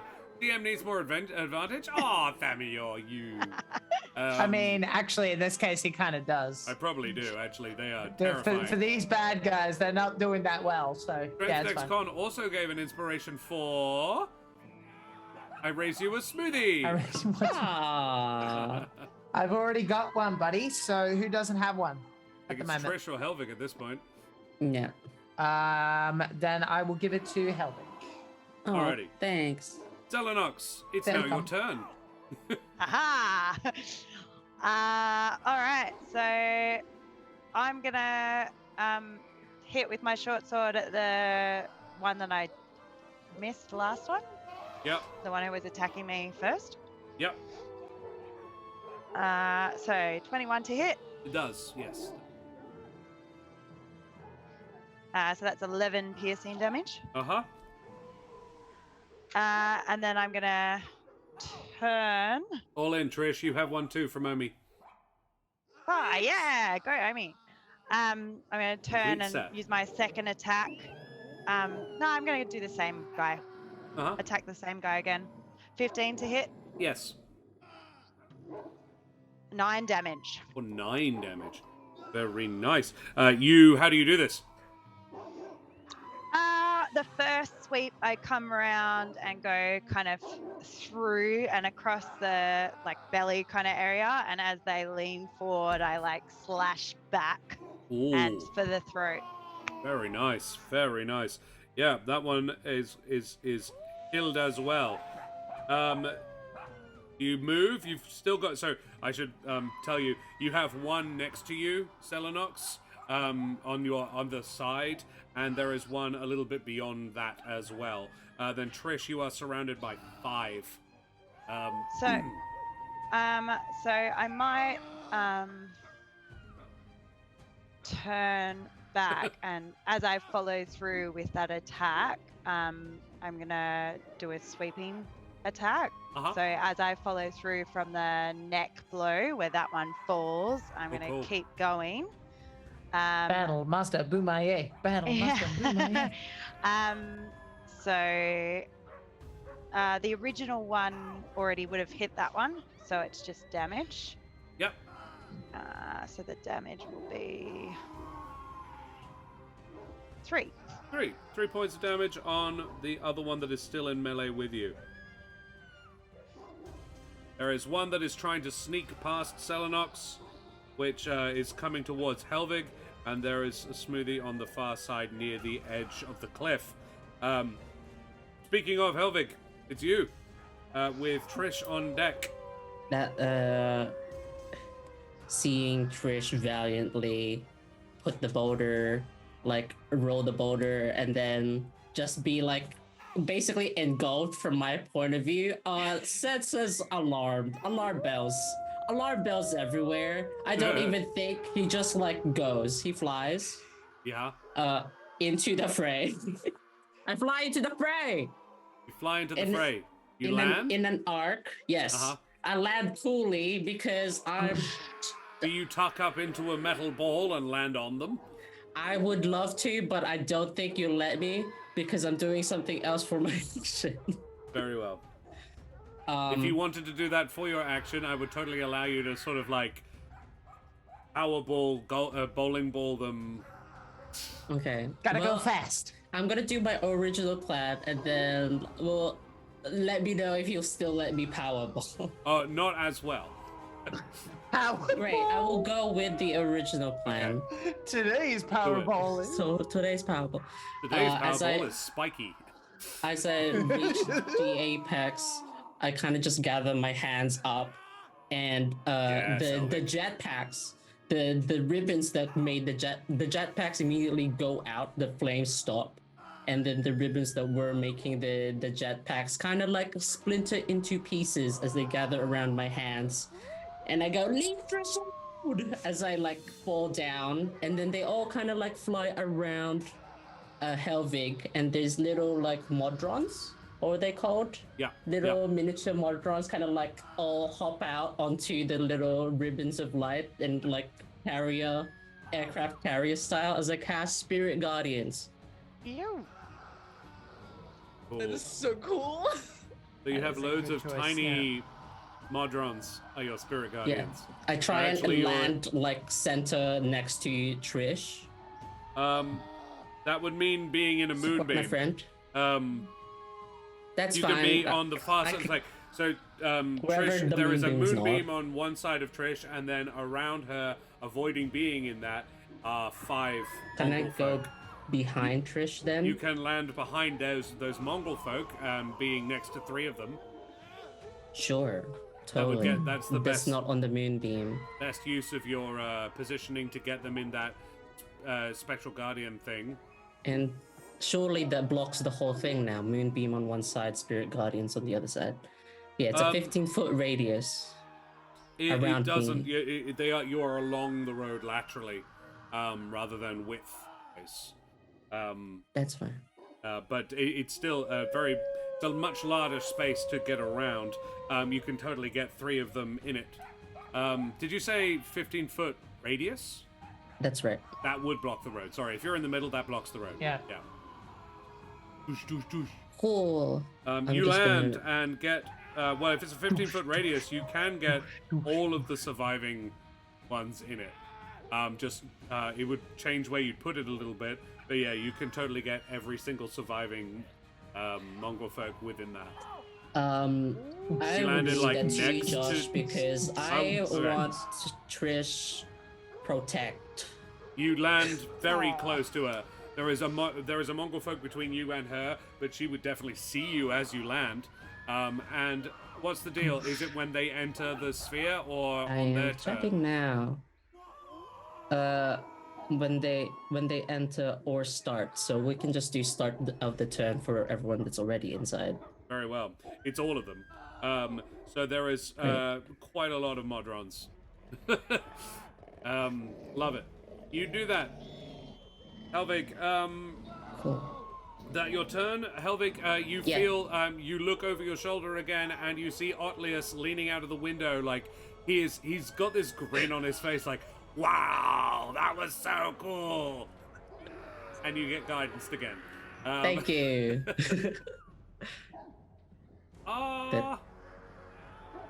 Well done, Creepy just says, Kiddo just ambled in and saw Josh and went, my favorite narrator! Doing horror now. Get him away from here. Yeah. Or them, or Cool. Trish, and then Smoothie on deck. All right. Hello. I'm Smoothie. I feel invigorated having my buddy at my back. I take my ambulance, and who is the biggest looking mongrel? Probably the one directly in front of you. I'll stab him. Biggest one in the pack. This one was a servant at some point in its life, but now it's got the head of a king cobra. Oh, that's sick as hell. I'm gonna cut it off. And one of its arms is also a cobra. 25. Yeah, you do that. You hit it. Trish, you Excellent. did not get attacked last turn. I know. So I'm not raged Do you anymore. re-rage? No, because I'm not feeling angry anymore. I feel supported and loved, so Yeah. I'm not angry ananymore. Damn it, Helvig and Helvig. Trish are a suboptimal pairing. No, I make you feel whole and content. No, Fine, the it's fine. Very well. worst. It's fine. 25 to hit. You don't get the rage damage, unfortunately, and it's magic, but it's not fire. But do I get sneak? Because You definitely my get boy's sneak. with me. Uh, My boy. Your boy is with you. Helvig's within 5 feet. Yeah, all He's my within modrons. 10. He is within 10 feet. I don't 10 know feet. if you do get snake, but I think it's you're a swashbuckler, so you get sneak unless you're disadvantaged. Oh, superb. Then yeah, sneak it. Pretty sneak sure it, baby. swashbucklers get them pretty much regardless. Nice. Oh, that's a good sneak. Pretty good snake. Did roll me the damage for the ambulance. Oh, I did. I thought I did. So you got my an bad. 18 to hit. You rolled it to hit twice. Oh, whoops. Whoopsie.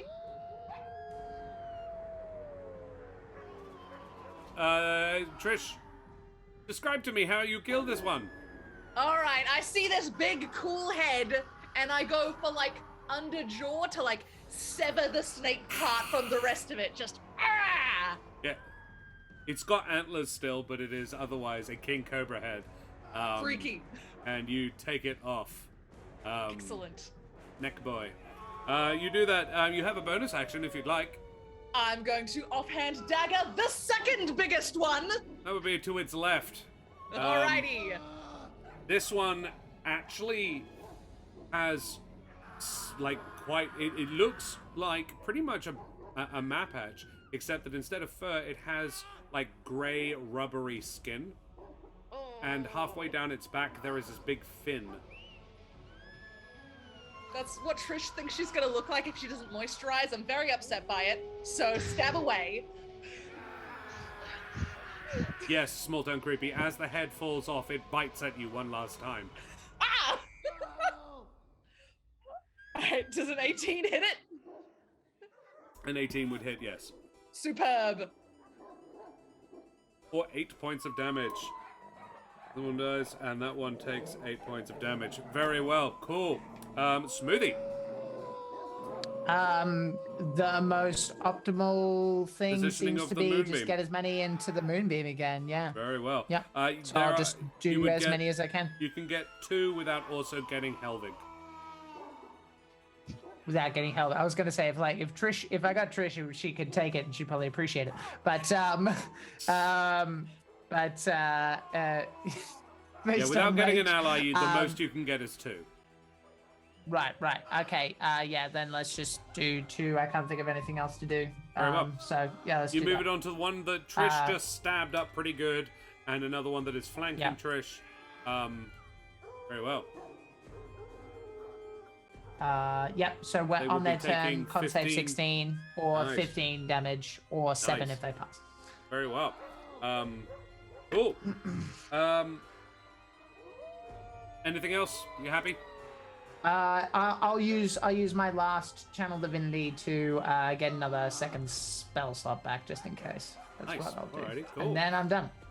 Excellent. Alrighty, it is the Mongrel Folk's turn. So, this one could be a little bit more interesting. Selenox, the one, there is the last one. Ooh, actually, one of them is going to rush at you, Smoothie. The one that is unengaged with Selenox. Selenox has got one fighting her, that she is stabbed up a bit. Yep. And it is going to attack. I got another 19 on the dice, I'm afraid. So, Selenox, you're going to take a small amount more damage. Let's find out how much. Ooh, this time it's 4 points of damage. look out, I'm coming for you. Then one of them is going to rush over at Smoothie. Smoothie, yeah, that one dashes over to you and attacks you twice with it's got, this one looks like a bear almost. And it swipes at you with filth-encrusted claws, probably missing you with an 11. 11 does miss. But then a 21 for the second attack. Let's make that a 4. Okay, yeah. Because that of the one invoke also damage. misses. Very well. You are out of them now, I think. Correct. Yeah, cool. Yeah. It bites down. Just to maintain concentration, so. What does it look like when you do this? How does this work, Smoothie? How do you imagine this working? Could we imagine it's like almost like it's like two Rewinding separate time. timelines and like Yeah. rewinding the tape a little bit? Like it's like You get bit on the head and you're like, nope, hard pass on that one. Yep. You think, Titan, you got my back on this? And you just very, very briefly, the head sort of winches back and then you duck and it comes back down again. Yeah. And Cool. everyone can see it happen and then rewind and then happen again in one Wow. in that direction. I think love that it. makes the most sense. Yeah. Safe wording against biting. Nice. Pineapple. Consent That's is where it important, pineapple. kids. Yeah. Cool. Right, so that's the ones against Smoothie. Then Trish. These two are going to first make saves. I'm going to First use Spirit my Guardians. DM advantage for the one that's already injured to see if I can't save that. No, It's pair of wisdom. sixes. By the way, Josh. Wisdom? Mhm. Okay, thank you. Or, all right. And a 5. Yeah, they both take the full. They take. Oh, that's 11 Spirit points. Guardians. I apologize. I was talking Oh, about for Moonbeam. Moonbeam. Yeah, for Um, Never Moonbeam mind. is For the calm. Moonbeam, they take the full. Wisdom for me. So one of them Yeah. takes 15 and the other is dead. Immolated in a similar Yeah. manner. Then, Yeah. Helvig, talk to me about the Spirit Guardians. Wisdom saves, you say. To me. That's right. For 11 damage, half on success. Against all of them. The only one that's not in this, because he just moved to attack Smoothie, is the one that's attacking Smoothie. The other 3 are in it. 4 are in it. So, the injured one attacking Selenox gets a 16 on the dice. Plus nothing. So it's 16? That's a pass, yes. Pass. Okay. So, no damage or half damage? Half to 5. 5 on him, so 8 points of damage now they have taken. Then the injured one attacking Trish. It's in the Moonbeam. Ooh, another 16. So it doesn't matter, it still dies. Oh, nice. They get blended by the Spirit Guardians. Oh my god, an 18 and a 19. So the other Look at ones you also take go. half. Yeah, I'm rolling quite well. For 5 points of damage. The ones that these two are standing between Trish and Helvig. Yeah, they are both going to attack Trish. He is clearly the dangerous one. Bring it. Don't get stabbed at Ember. A 17 and a 4. Uncanny dodge. That's the 17. Yeah, all right. You take half Hoo-ha. damage of 4 Hoo-ha. points. So you take 2 points of damage from the first one. Then the second one is also going to attack you. Ooh, okay. A 17 on the dice and a filthy 20. So actually, sorry. The 17 on the dice is the filthy 20 and a 14. Does a 14 hit? No, my AC is 17. Okay. Sorry, further. Max. Finally, Max. 5 points of damage on you, Trish. Ugh. And then a third wave. 10 more Mongrel Folk rush Shut up. down. You saw 60 coming. You've fought 15 of them so far. It's why I switched to Spirit Guardian so they may get blended. It's a on the very, way very home. good spell to use there, Helvig. Yeah, 10 more are going to bring them rush down into threat with you. I am just going to draw them in. 3, 4, 5, 6, 7. The Moonbeam is now here. So some of them avoid it and rush into threat with Selenox. Alrighty. Helvig, you now have 4 in melee with you. Trish, you now have 5 in melee with you. And Smoothie, you have 3. And Selenox, you've got your original 1 plus 2 newbies. Note to self, 2 days of listless staring at music videos plus fever-addled thought mind leads to some weird-ass thoughts. My first reaction to Josh was, Josh got Jonathan Young at his table? Cool, wait. Then reality caught up. Up. I'll Alrighty. take that one. I do actually look like that guy. Alright, cool. I don't know who Jonathan Young is. I don't know either, but I googled him. I Oh, googled okay. him, so. Very well. Yep. Cool. Yeah. So, actually. Cool. So Trish, you are still sort of very heavily flanked. And so the 10 that moved in, I'm just going to go from right to left as I'm looking at them and make some saves because they all moved in, with the exception of the 3 that are near Smoothie. All of them are in Helvig's spiritual guardians. Did some of them get like double troubled with the moonbeam? No, they are avoiding the moonbeam. Okay. Because it is a visible problem. Helvig, yours is, I'm imagining like a small mist of tiny modrons because they are your self-defense mechanism, your basically your antibodies. Yeah. My immune system has AoE damage. Yes. So a 13 and 11 for the first 2. These are the ones near you, taking 5 are points failures. apiece. Wait, 13 and 11? Yes. Like on their wisdom save? Those Just are on failures. the wisdom saves, yeah. So they take those 5. are failures. Oh, I apologize. So Yes, 11, you're correct. yeah. So an 11 points. And then the 2 newborns fighting Selenox. Both also fail. And then the 3 new ones fighting Trish. Yeah, no more successes from me today. 11 points there, 11 there. There, and 11 there. Cool. Alrighty. Back to the top of the order. Selenox. What do? You have 3 sort of in a semicircle around you. Cool. So Selenox is in full warrior mode. So first one, short sword for the one that I've already attacked. Yep. 16 to hit. Does. 12 damage. Kills it, yes. Sweet. So slashes straight through that one, and then slaps back at the next one for the second attack. Yes. So whoever's closest, just who's in range. 12 to hit. Does, just for 13 on the 13 second. damage. Cutting him down. Sweet. He's gone too. Yes. Wow. Because he's Okay, cool. taken spiritual guardian damage. All right, wicked. Thanks. And then I have a request. My request is I would like to use my movement to charge the last guy and push him towards the edge. No.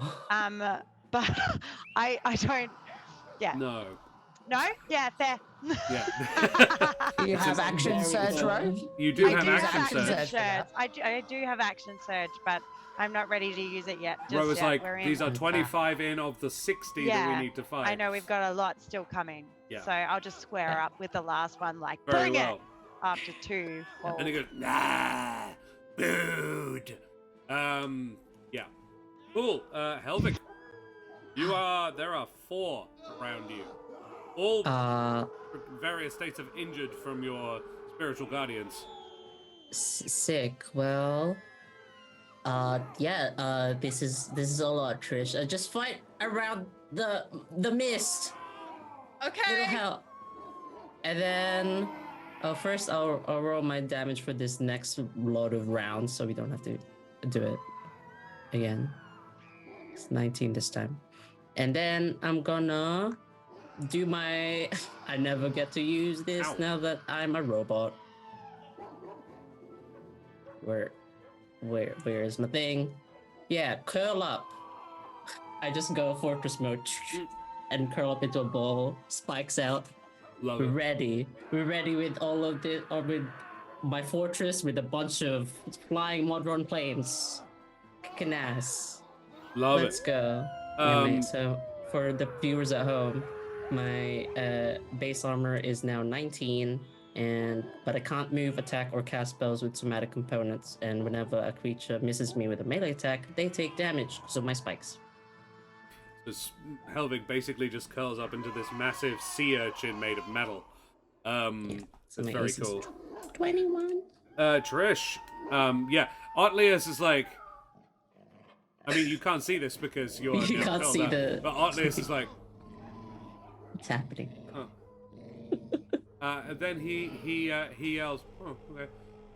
Go, Trish!" Trish, you have guidance cast on you because he'd already cast it on Helvig, but Helvig doesn't appear to need it. Nice. So it is your I haven't turn. used it. What does guidance do? It gives you a plus 1d4 to the next ability check or saving throw you make. Hell yeah. Okay, so seeing the new wave, I'm going to re-up my rage. And as I do, I scream into the moon, "Stupid handsome bard!" And then I take my lance and I stab at the largest one. Yep, cool. They're all pretty big. None of them are enormous. Okay. Make an attack roll. I will. Stabby time. That's terrible. I'm gonna use my inspiration. Well, bear in mind you just had guidance. Oh. Well, Add a then D4 I'll use to my that. guidance. I will add a D4 to that one. Thank you. I'm not used to being guided. You need a 1. Hey! 2! You hit! You're gonna get my steel! Ah! Yeah, you go. Go, Trish. Sneak attack damage? Nikki Steel! Whoa. Trish, what does it look like? The rage Trish. Flying Rage Barian. Alright, I seek out the biggest, meanest looking one, and I make myself like an arrow, and I just go center mass, stabby time, just all my body weight behind it. I love it. This one you sort of body check Your Street and Fighter finisher move. you stab him through the chest and he roars as the flames sort of lick up his chest. And then he staggers backwards and leans slightly onto the ball of metal that is Helvig. And just, you can, and he sort of collapses forwards with loads of holes in his back as he dies. What was that? Flavoring your sneak attack Don't worry as about Helvig. Oh. He took 11 puncture wounds to the back. He ran You've used into your my bonus action. spines. Stop running into my spines. Stop running into. Stop puncturing yourself. Stop puncturing yourself. He ran into my spines 17 times. That's one of them. There is still a bunch more of them around you. Smoothie, it is your turn. Unless you And want to there's move, still Trish. 3. Nah, I'm standing right here. There is 3 surrounding you, Smoothie. Yes. And these ones haven't Okay. taken any damage. Yeah. Does that bear looks particularly beefy, right? I'm just weighing up my Yeah. chances here. Yeah. Okay. I mean, All right, mechanically, all of them do 1d4 plus 1. Okay. Okay. Well, I'm gonna try and forget that because I feel like he wouldn't know that. But yeah, he But wouldn't. yeah, exactly. So under the circumstances, what I'll do then is better to be safe than sorry. Can I reach the cliff's edge on this turn? Yes, you are, I would say, at the cliff's edge. Okay. Now I'm gonna I'll ask you before I try this. If I disengaged and I Yeah. stood teetering on the edge, could I hold a bonus action to fly and drop as they try to charge me? Oh, so It's a bit weird, you're going to but- try and lure them into jumping off the edge Trying to lure after the three you. of them. Exactly. Correct. Right. How would you do So no that? damage this Describe to turn, me but yeah. how you do it. Essentially, I imagine it's like a combination of like a spy move, like his arms kind of backwards, like, you know, walking back, and then like doing that, as well as like a Looney Tunes vibe where he's just kind of walking on air for a second because he knows he'll be fine, and then like waiting for them to like come after him, and that's when he'll finally let gravity do its thing. So if you like, he's basically at the edge and then leaning back slowly. You're And trying then to once they entice come them charging into at him- attacking and charging at you. Yes. All right. That's my point is, yeah, how would you entice them? Oh, I see. Because otherwise they're attacking you mostly Yeah. because you're in the way. Okay, in that case, yeah, right. Okay. In that case, I'll just move Moonbeam and take the risk then if it seems like it's going to be tricky to do so. I have if, no like, issue if with it's it. I damage. just want you to how would you convince them to attack Right. you rather than just run past you? He's could not see a a very aggressive persuasion person, check. so I guess he'd try to lasso and just go, come on, what you got? So if that's persuasion, sure. Sure. I'm tasty. Make a persuasion check if you're wanting them to attack you specifically, unless intimidation is better. 23, yeah. 23. They definitely the three this bear Come is sort on. of leaning up over you, towering over Yeah, you, and that's you it, back that's away. it. Good boy. And then two more Yeah. stop and roar as they all dive towards you. Make me a dexterity save, Smoothie. Natural 1, baby. Ooh. Yeah, you are gonna get hit as they all dive for you, but you can die. You basically, because their turn is right after yours, I'm saying that this happens pretty concurrently. You try and All lure right. them off the cliff. You succeed, but they do grab and nab you as they Scratch go. as they go. Yeah. Yeah. So you're gonna cop one attack from each of them as they go past you and fall That's fair. off the cliff. Okay. Wow. What's your AC? 15. Yeah, you get one hit. I rolled very Okay. poorly. It makes sense. They're kind of small. I imagine they're less attacking Yeah. me so much as grabbing for my feet. Yeah. So- As you swoop away, Smoothie, you take 4 points of scratch damage, essentially, as the Okay. bear tries to grab you and falls. You may roll 2d6s for the falling damage. Okay. I also lose my Moonbeam, which is unfortunate because I rolled a 9. Oh, They take 4 points of damage, but my Moonbeam is gone. very well. Unfortunate. So they land about 20 feet below in a crumpled heap, each taking 4 damage.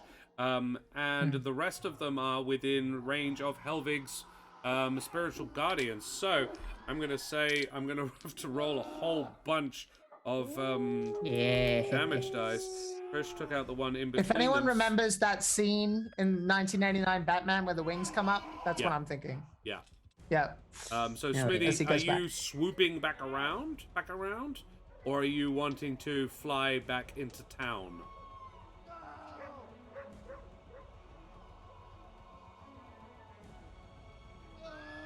You sort of prepared Oh, the action. I'm sorry. Was that a me question? That was I'm a so you sorry. question. Yeah. You sort of sorry, I prepared thought the you were talking action. to So Helvig. where I were thought you my turn- preparing to go? Basically, I think I'll end my turn in midair there and just for the purposes of this, I think Well- that makes the most sense. You glide. This is my point. You're not flying. No, I can fly. As a Not- bonus action, that's what I can do. Oh, right. You were holding your bonus action. That's what I was asking about. Okay, Yeah. then you are. Yeah, okay, cool. Then you are. Yeah, you're floating about 20 feet off the cliff. Very well. With an actual jetpack kind of sputtering. Yeah. Yep. Very well. You do that. So the first 3 are going to 2 successes and a fail. The fail dies. Yeah. The 2 success successes is manage 9. to. Yeah, 9. Yeah, 9 points. One of them actually dies anyway. But one of them does yeah. not. It's okay. He's very We're badly here. hurt. For he being the blender. And then the other... Yep. One more of them pass as well. So 2 die and 1 is remaining alive. Selenox, you have a single one 3, I up think, against me. you. Wave 3. And Helvig has 1 up against him. Trish, there isn't any left in melee with you. However, that one is going to Selenox. One of them is going to attack you. A 19 on the dice doesn't do it. And the other one doesn't either. I should have said that for Helvig. Yeah, that is a 19 with the bonus. 16 plus 3. Helvig, you get hit. It's going to spear itself on your spikes for its second attack as it tries to bite you, but it does manage to stab you. Yeah, you are going to take... Was it 19 or 21? 19. Plus 2. That doesn't actually hit me because my base is 19. I get plus 2 from being a robot, which is 21. 21. All right, then it doesn't hit you, no. In which case, it just kills itself by attacking you. I'm getting pretty heavy. I'm like, oh my god. Yeah, So it's many. trying to claw its way into the soft, juicy center, but your soft gap is just not accessible. Selenox, there is one left fighting you. The 3 that fell beneath you, Smoothie, are getting up and moving away into the town now, however. All right. And then a large, basically the remainder, roar around the corner. Another 30-odd rush around the corner in this huge wave. Can you all roll me a perception check, except Helvig, who can't see? I can't see shit. I just have like a tiny like visor window just to be like, and then now a body's on it and I'm like, fuck. Unless it was an advantage 14. Unless Right. I'm listening. In fact, actually, you would almost be at disadvantage. Well, no, you would definitely... No, it would be a flat roll for you. The thing is very bright, so looking at it would hurt, but you would be hyper-aware of it, so I'm sort of calling it flat. Selenox, it is appropriate that you notice this first. Selenox, up above you all, at the top of the abbey, a light begins to glow. As this bright light rises from within the abbey, as though the sun is rising from within it, and all the Mongrel Folk seem to pause. Watching this, they shield their eyes and hunch their backs towards it, ceasing their actions. The light is warm and clear, the warmest you have felt since arriving in this benighted place. Helvig, you can feel this warmth across your metal spines. The light comes towards you, drifting down to land amongst you. Selenox, you're the one who spotted it first. Do you do anything? How close is it? It would be landing pretty much next to Trish, who is about 10-15 feet ahead of you. And does it... It feels warm. Yeah. Is there any other vibe coming from it? Make me a religion check. Not my best trait. It looks and feels like the sun. You haven't felt this in a couple of weeks. Does it have any draw on it? Does it feel like we want to go closer to it or anything? Or just, it doesn't just feel like looks... it's attracting you, no. Okay. It just has the radiance it's giving off is that of the sun. All right. I'm the going to sun slightly... of the Everden. Right. I'm going to slightly suspiciously just raise my shield. Good point. Yes. Oh. Like in front of... Yeah. Make me a... What? If you are wanting to obfuscate your identity? Yes? Yeah, and just hide keep the sun out of my eyes kind of thing in terms of this is like a bright, and I'm not sure, I'm thinking bomb or something, so I'm trying to Right. I'm going to just very well. The light drifts down to stand next to you, Trish. Initially, it's too bright to even see within, but then a voice you recognize comes from within it. Return to your beds, my friends. This is not how we treat others. Away with you now. I shall come and tuck you in soon. And almost as one, the mongrels turn, howled, and return from whence they came. The three that fell down beneath you, Smoothie, they run back to try and get to the bottom of the road, to run back up to the top, to run back to the abbey. They're joined with a couple of other injured ones coming out of the village. And they dash back up. Do you, Trish, Helvig, Selenox, Smoothie, do you do anything to stop them or impede their progress on the way back up? I can't see. I have no idea what's going no. on, so there's gonna be some collateral murder from the spirit guardians as they run through me again. None of them were badly injured as they ran through. The ones that are running back up are not badly injured enough to have actually been killed by your spirit guardians. Great. I don't know what's happening. I mean, they're, I let them be. I'm just still tucked in, like, what's going on? I'm gonna just like Trish, cuff. update me. I'm gonna cuff the one that was like doing Attacking you. Yeah, like he was like making threats that he couldn't live up to, but I'm just like the backhand him as he's going. Not like trying to, just like bad dog, that kind of thing. Not that I would ever do that to a dog. He whimpers at you and as he rushes away. You hear this, like it sounds like a kick dog. Oh, now I feel awful. Oh, you did it. That dog, smack. Ow, why did you hurt me? Because you were trying to eat me. Trying to get down there so I could eat other things. You're just getting in the way. As they all return back up from where they came, the light dims, and there it was stands the Abbot. I'm just gonna pull my shield a little bit higher. That's why I ask. Selenox, make me what skill would you like to use to try and obfuscate your identity? Is this a stealth, or are you going to try and? Well, okay. So can I say it's an intimidation in terms of like I'm in the heat of battle in my moment, like rah, like not so much a hide.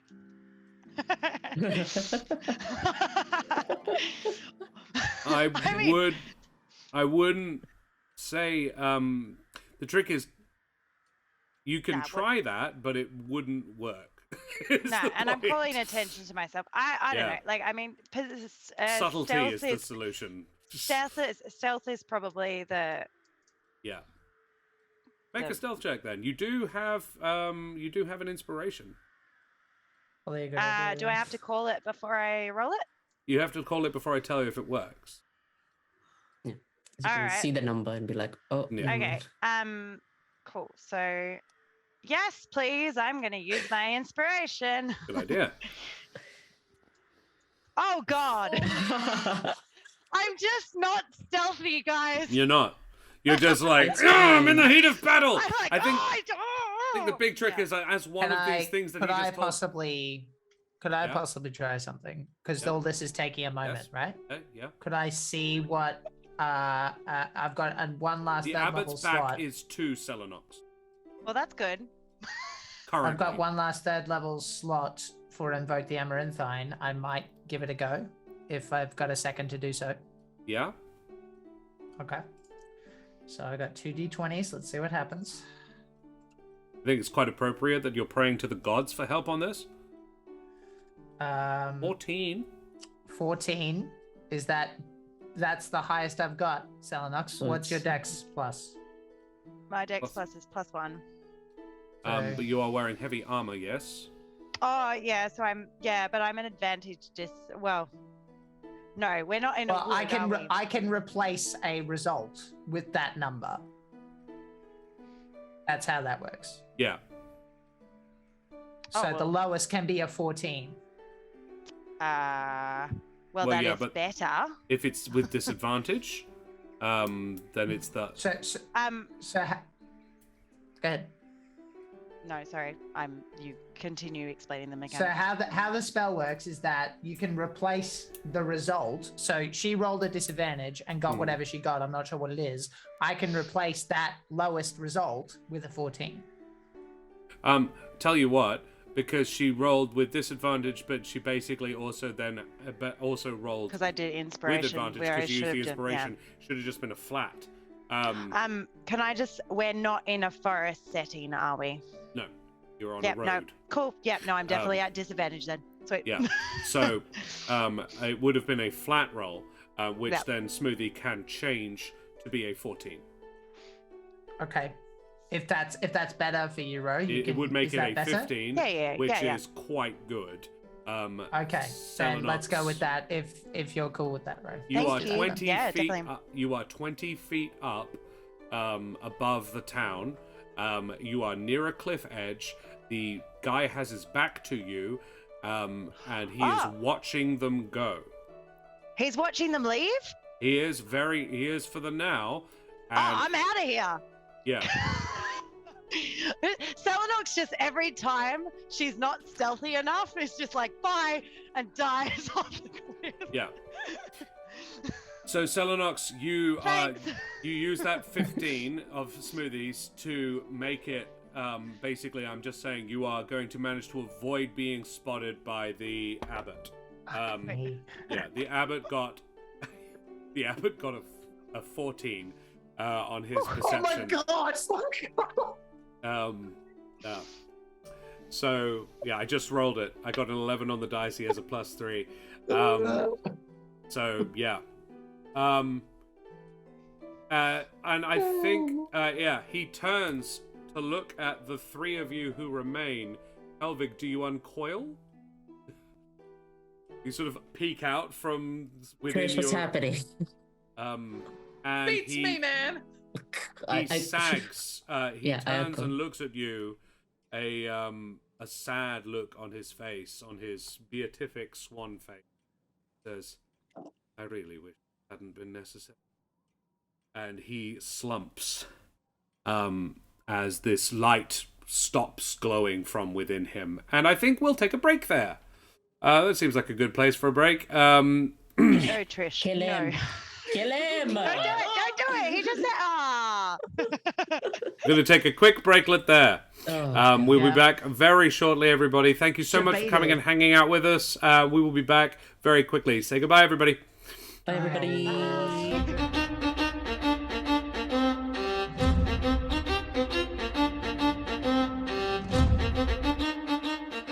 Vast and ahoy, mateys. We be back. Yes, a little bit of a stressful combat there. Selenox dives off the edge to avoid being noticed by the abbot, who has arrived and looks really quite tired. He looks up at you three, looks at Smoothie and says, "I underestimated you. I'm glad. Thank you for holding the Mongrel Folk back. I'm glad they were not able to cause too much damage." What in the world happened? Well, due to their ailment, many of them lack for self-control. This was the purpose. They had a guardian, a being I created to contain them. Unfortunately, someone slew it recently. And they were able to escape without my knowledge.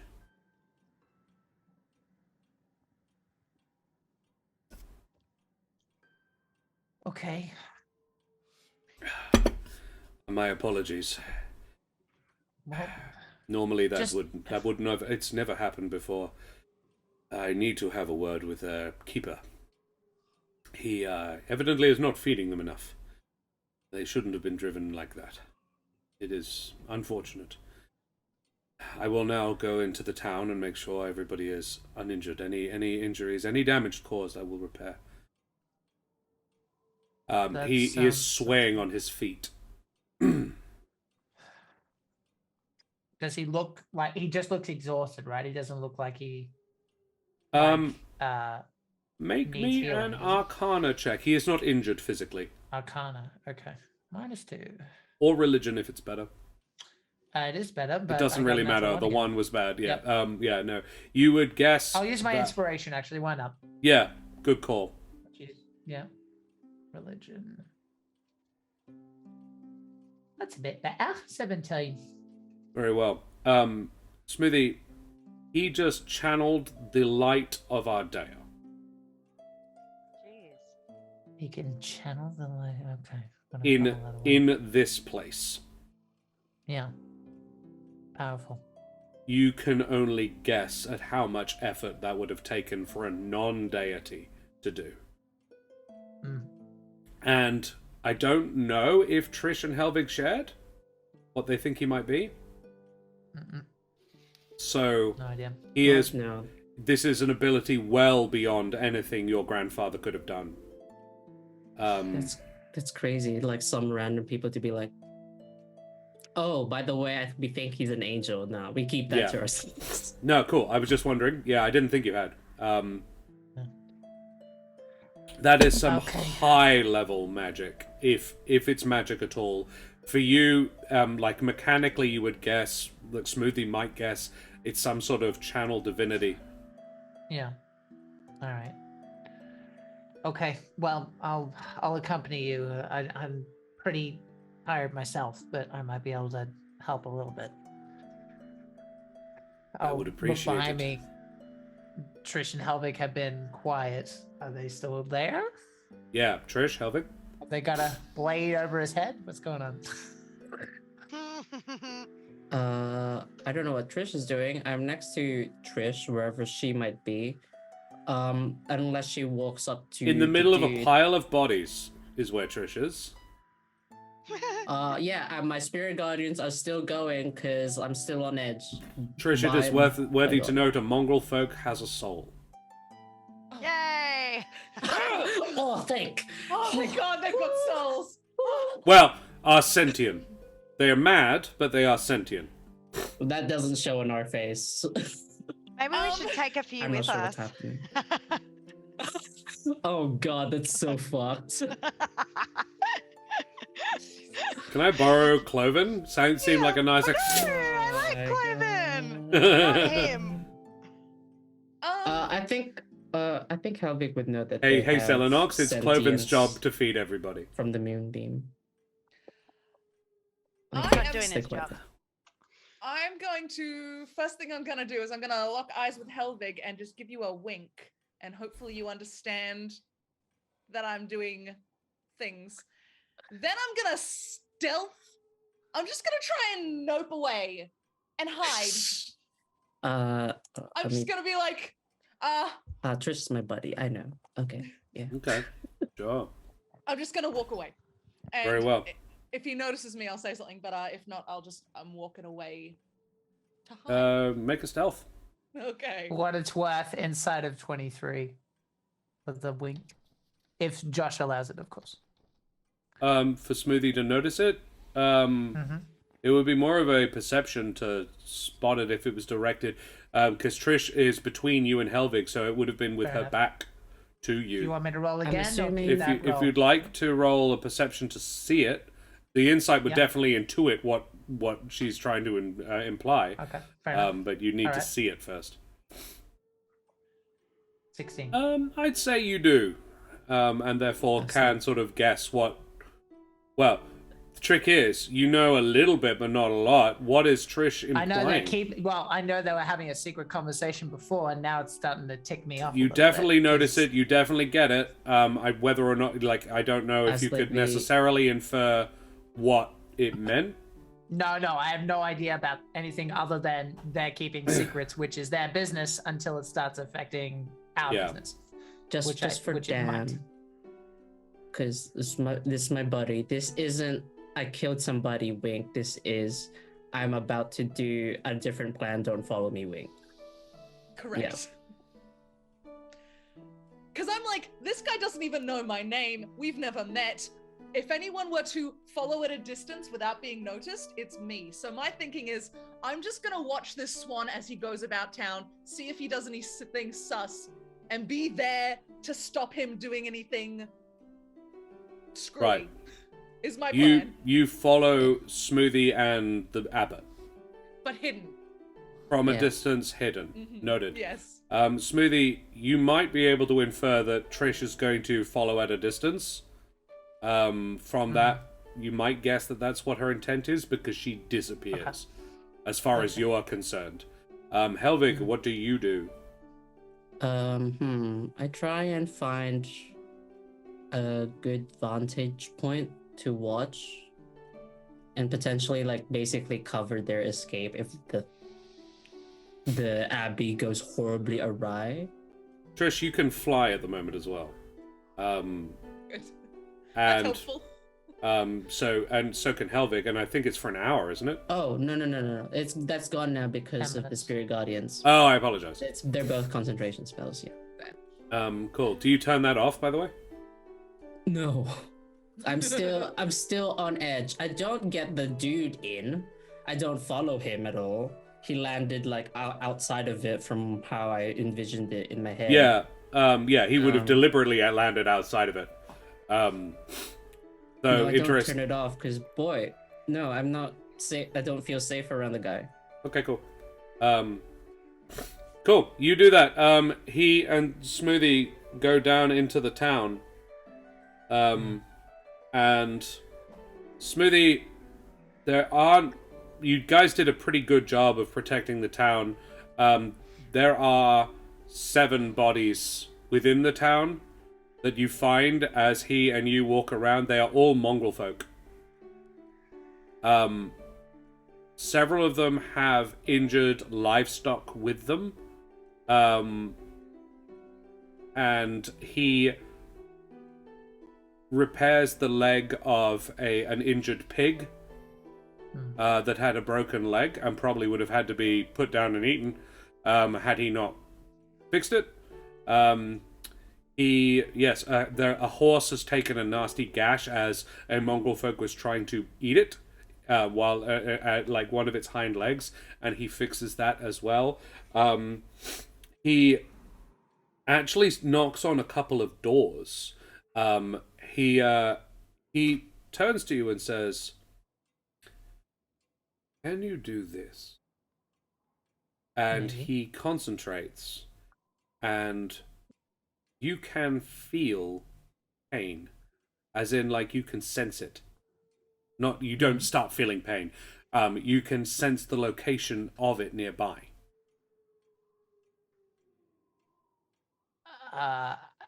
Yes. It's like this, boom, like a sense, an 18th sense or whatever. Sure. To a range of about 60 feet, you can sense suffering. Oh, that's gonna be awful. Okay. He says, "Can you do that?" He would lay his hand on your shoulder, and it would be like boom. He's conferring something he can do to you briefly. He's like, I'll try to do the same facial expression that he makes and try to imitate it, but his facial expression is beatific. He looks calm and serene, a little troubled perhaps at the turn of events, but if you're wanting to insight him, you are very welcome to. No, it's not important to him. Okay. His intent doesn't really matter. He fucked up and he knows it. Who cares at this point? People are hurt. Yeah. He knocks on a door, and from within it, you can feel within that there are 2 beings who are badly hurt. Yeah. And he knocks on the door and he says, "I can help, if you will allow it. May I come in?" And there is a Gallus woman eyes him and then says, "Come."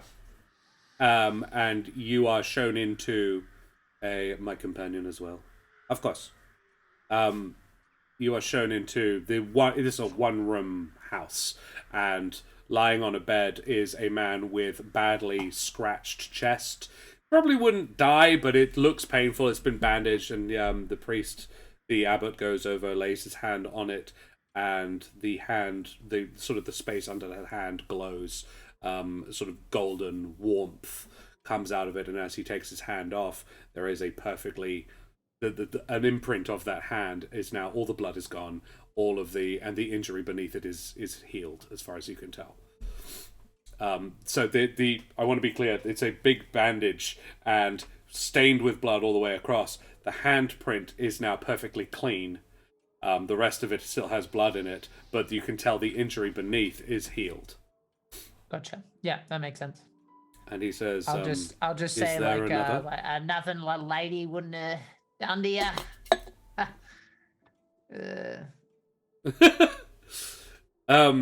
He says, "Is there another?" That's what I said. That didn't work. And the woman goes, "No, only one here was hurt. An animal, maybe." And she says, "Oh, I was going to have him for dinner." He says, "You may put it out of its misery, or I can repair it. I deeply regret what has occurred this evening. It was in no way my intent." And she goes into a basket, and it has a chicken with a broken wing in it. And she pulls it out, and she says, "I don't want it to hurt." And he says, "Of course." And he takes the bird, and once again, same treatment. The hand glows, and the wing fixes.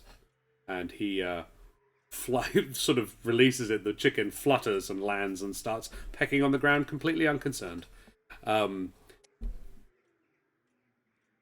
This treatment is repeated in maybe 5 or 6 other locations. Not a huge amount of damage was done. No one was killed, other than Mongrel Folk. Yeah. There's some damage to property, but not a lot. And where property damage is done, he gives a single gold coin. In recompense, he has a small pouch on his purse, on his belt. Yeah. And he apologizes. Yeah, I guess I'll just bear witness. It doesn't seem like there's too much I'm needed for. He would, after the first house, he would come out and say, "My friend, would you mind giving an old Gallus a help?" I'll help how I can, sir. And he puts a wing over your shoulder and leans on you. Okay. Not in a way that you can definitely bear the weight. He's not giving you most of his weight. It's just he needs help. He is tired. And that is the vibe. He's not injured, but you do get that he feels very tired by this. I'm gonna do my best to put on the best non-judgmental face I can. He's probably got his own stuff. Actually, this is an interesting question. You said I felt pain. Is that mental anguish as well? Make me it would be religion check. Okay. And you can do it whenever he is physically touching you. When you're touching him, you can feel what he feels. 15. It has a different flavor. Okay. There is a low level of fear and upset throughout the whole town. Gotcha. Yeah. Those he touches, those he heals, it alleviates. They are rendered healthy and fine again. Does it feel like anything's coming from him? I can detect it from the town. Can I do I feel anything from him? Ooh, separate check. Another religion check, please. Oh, I'm only gonna +1. Or insight. Okay, insight's much better. I will allow insight on this. That's a 9, unfortunately. No. It is hard to say. And he finishes, he stops at the Krezkovs and apologizes to Dmitri. He says he actually would knock on the door, and Dmitri actually isn't there. He rushes up as he sees you out the front. He says, Burgomaster, just wanted to pay my respects. 103 years I have lived in Krezk, and I have never been obliged to apologize to the Burgomaster. But today I have to. It was an error. I misplaced trust, and I obeyed the instructions of one I should not have, keeping one I should not have.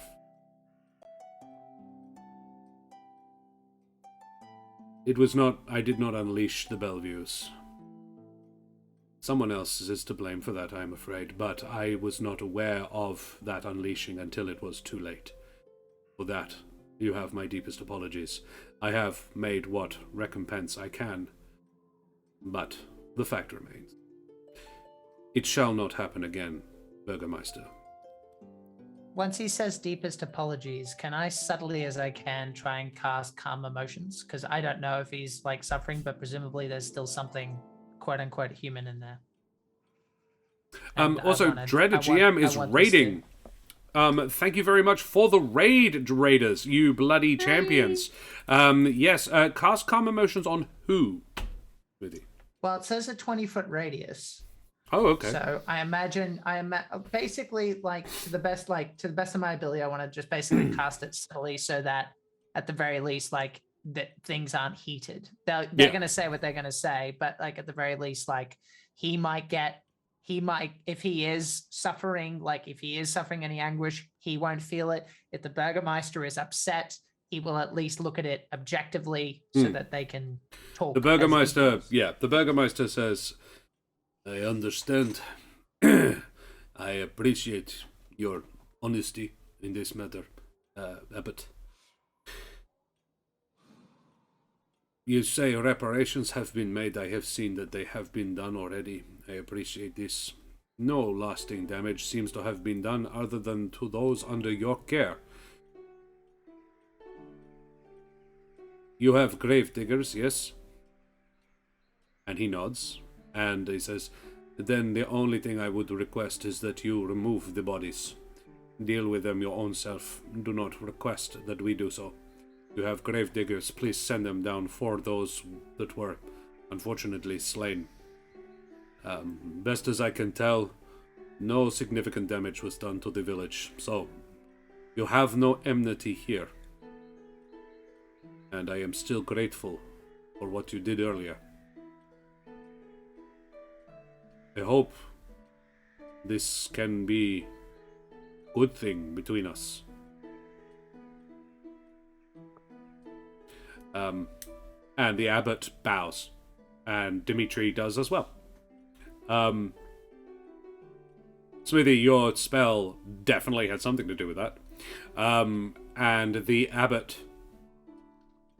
seems a little, as you cast it, he looks at you and smiles slightly. But you also feel his arm relax, or his wing relax over your shoulder a little. Mm-hmm. Trish, what do you do anything during this process? It probably takes about 45 minutes, this progression. Yeah. Your bow is drawn the entire time. Probably gets a little tiring after a while. Just knock it. I'm just watching. I might do an insight check. I think he's laying it on thick, basically. I think he's like, I'm so sorry. I think he's just trying to... I think he's full of shit, and I want to know. That's what I'm doing. So you're trying to insight him to determine whether or not he's full of shit? Make an insight check. He's too hot. I don't think he actually feels remorse. There's attractive people. You just can't trust them. I want to use my inspiration. Because I want to know. Oh. Oh. Alright, 12, I guess. He seems genuine, Trish. And I want to remind Rachel that this may not be what Rachel wants to believe. I know But how it the is- game works. Okay? But Trish thinks he's legit. Trish thinks, like, against her better judgment, this guy seems legit. Okay, he's crazy, but he means what he says.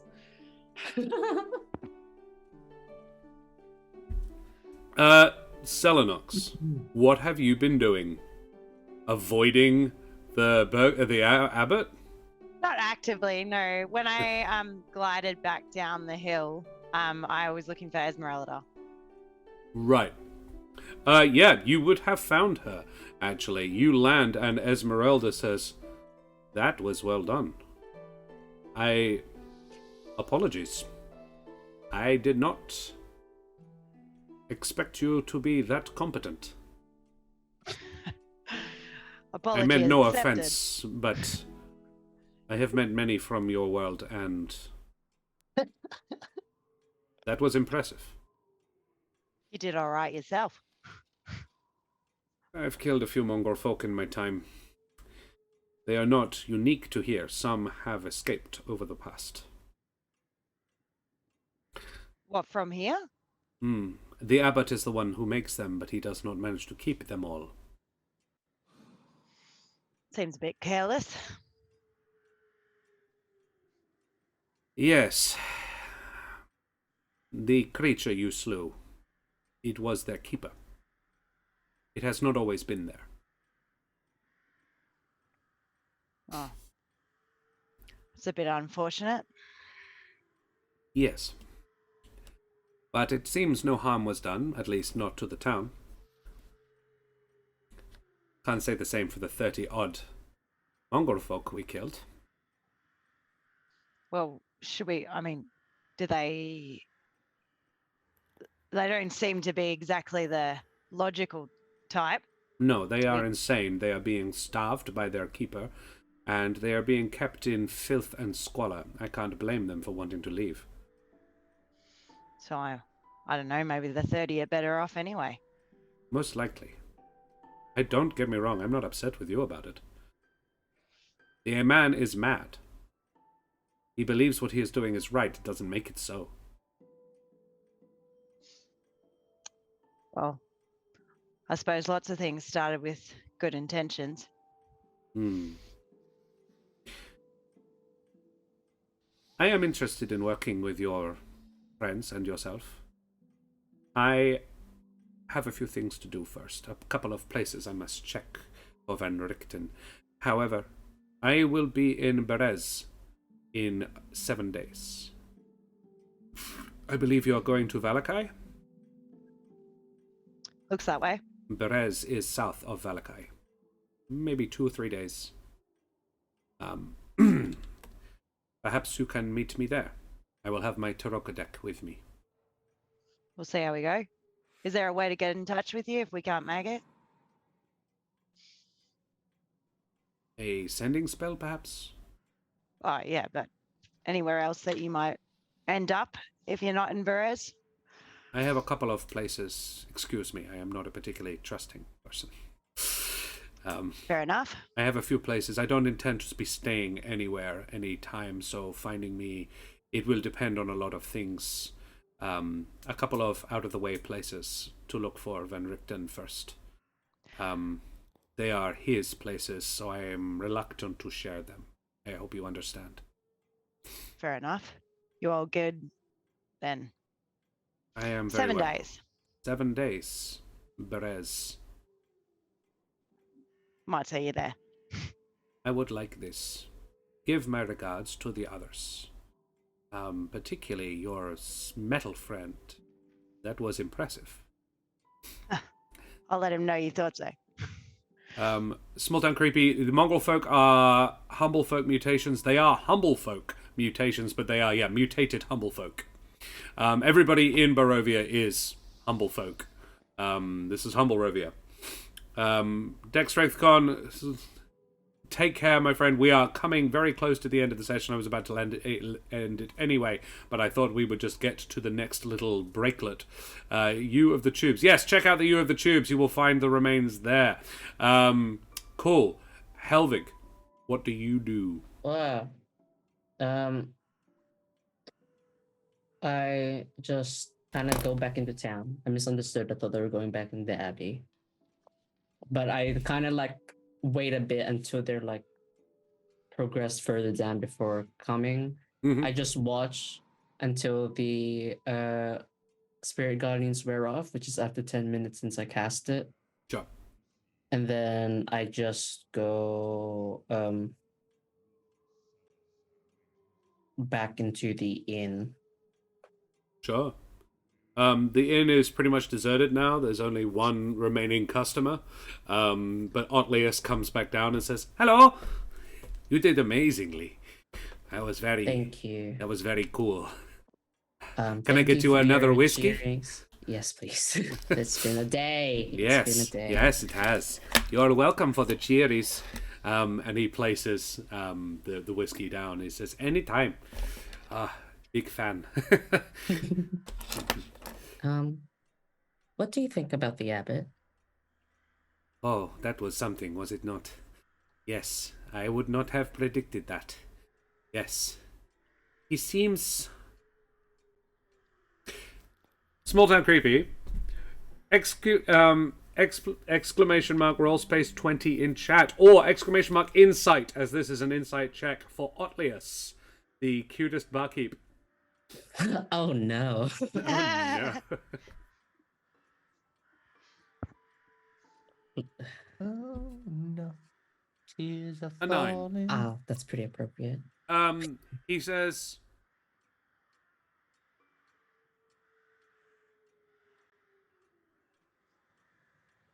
So, and now you maybe see a slightly different side of him as you make him go analytical. He is a wizard. He is a bit analytical. He goes, "Well, now I come to think about it.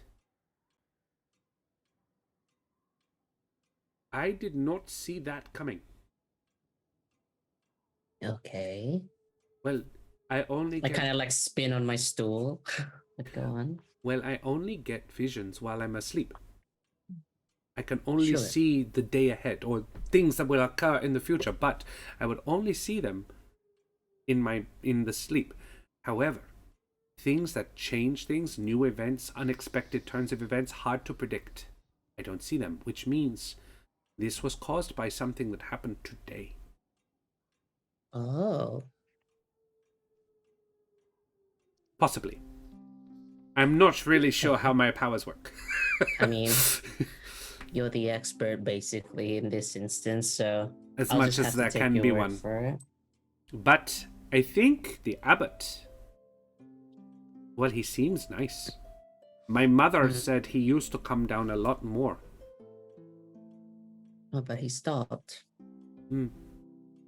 When they arrived. Who arrived? The ones who came down tonight. Oh, Bellevue's. right. Okay. Small town That's creepy. interesting. The barkeep is named Otlius. He is a creation of I See You in Hell. I See You in Hell built an NPC, and I kind of like him. He's a great. sweetie. He's from a game that Dan played with I'll See You in Hell.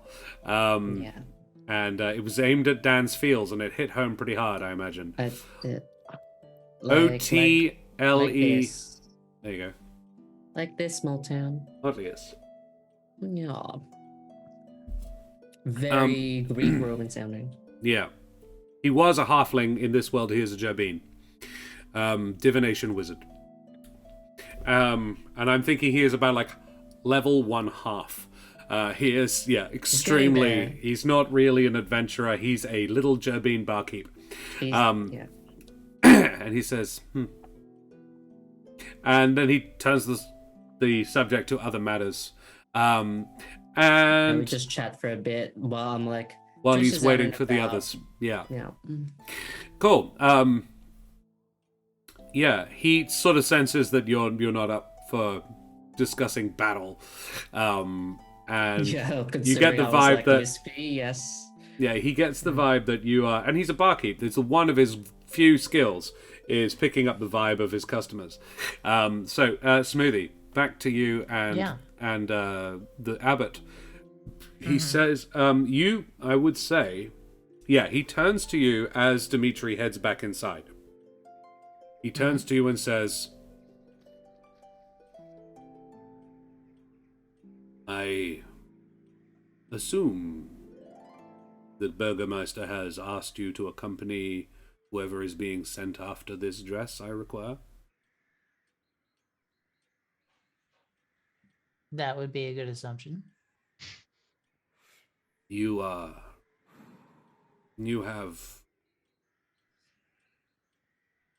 have left this place, yes? Recently. What are you asking me, sir? You are more powerful than any cleric I have encountered in this place so far. There's only one way you could be as powerful as you are. Your magic comes from the source. There's only one place you could have gotten that. Well, there's loads of places you could have gotten that, but it's not here. We've met, yeah. How was it? It's pretty great. I think I miss that the most. Guard it. Keep it safe. You are mortal, so it will fade quickly. You don't have this place, it saps it. Your magic will slowly wither. It will become harder and harder to maintain it, as you can see. And he looks a little frail, to be honest. And he says, I will recover, as you would if you were to burn brightly. I just warn you not to burn too brightly, or you may drain yourself. And that is a hard thing for a person of faith. I'll do my best. I know you will. That was never in doubt. You serve the Night Father. And do so well. Smoothie, grandson of Biggin. And he bows to you and begins to walk back up to the Abbey. Hey, as he's walking away. Yes? I think they liked what you did down here. You being on the ground. You should try it more often.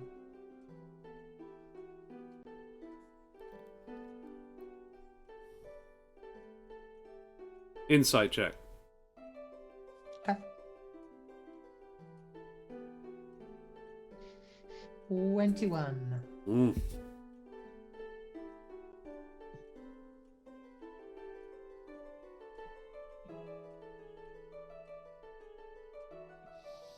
He looks down at the ground and there is a pained expression. And he looks back up and says, please believe me. I do what I can. I give these people what I can. I don't have much left. I will do what I can to help you, sir. That's a promise. He smiles and then heads back up. And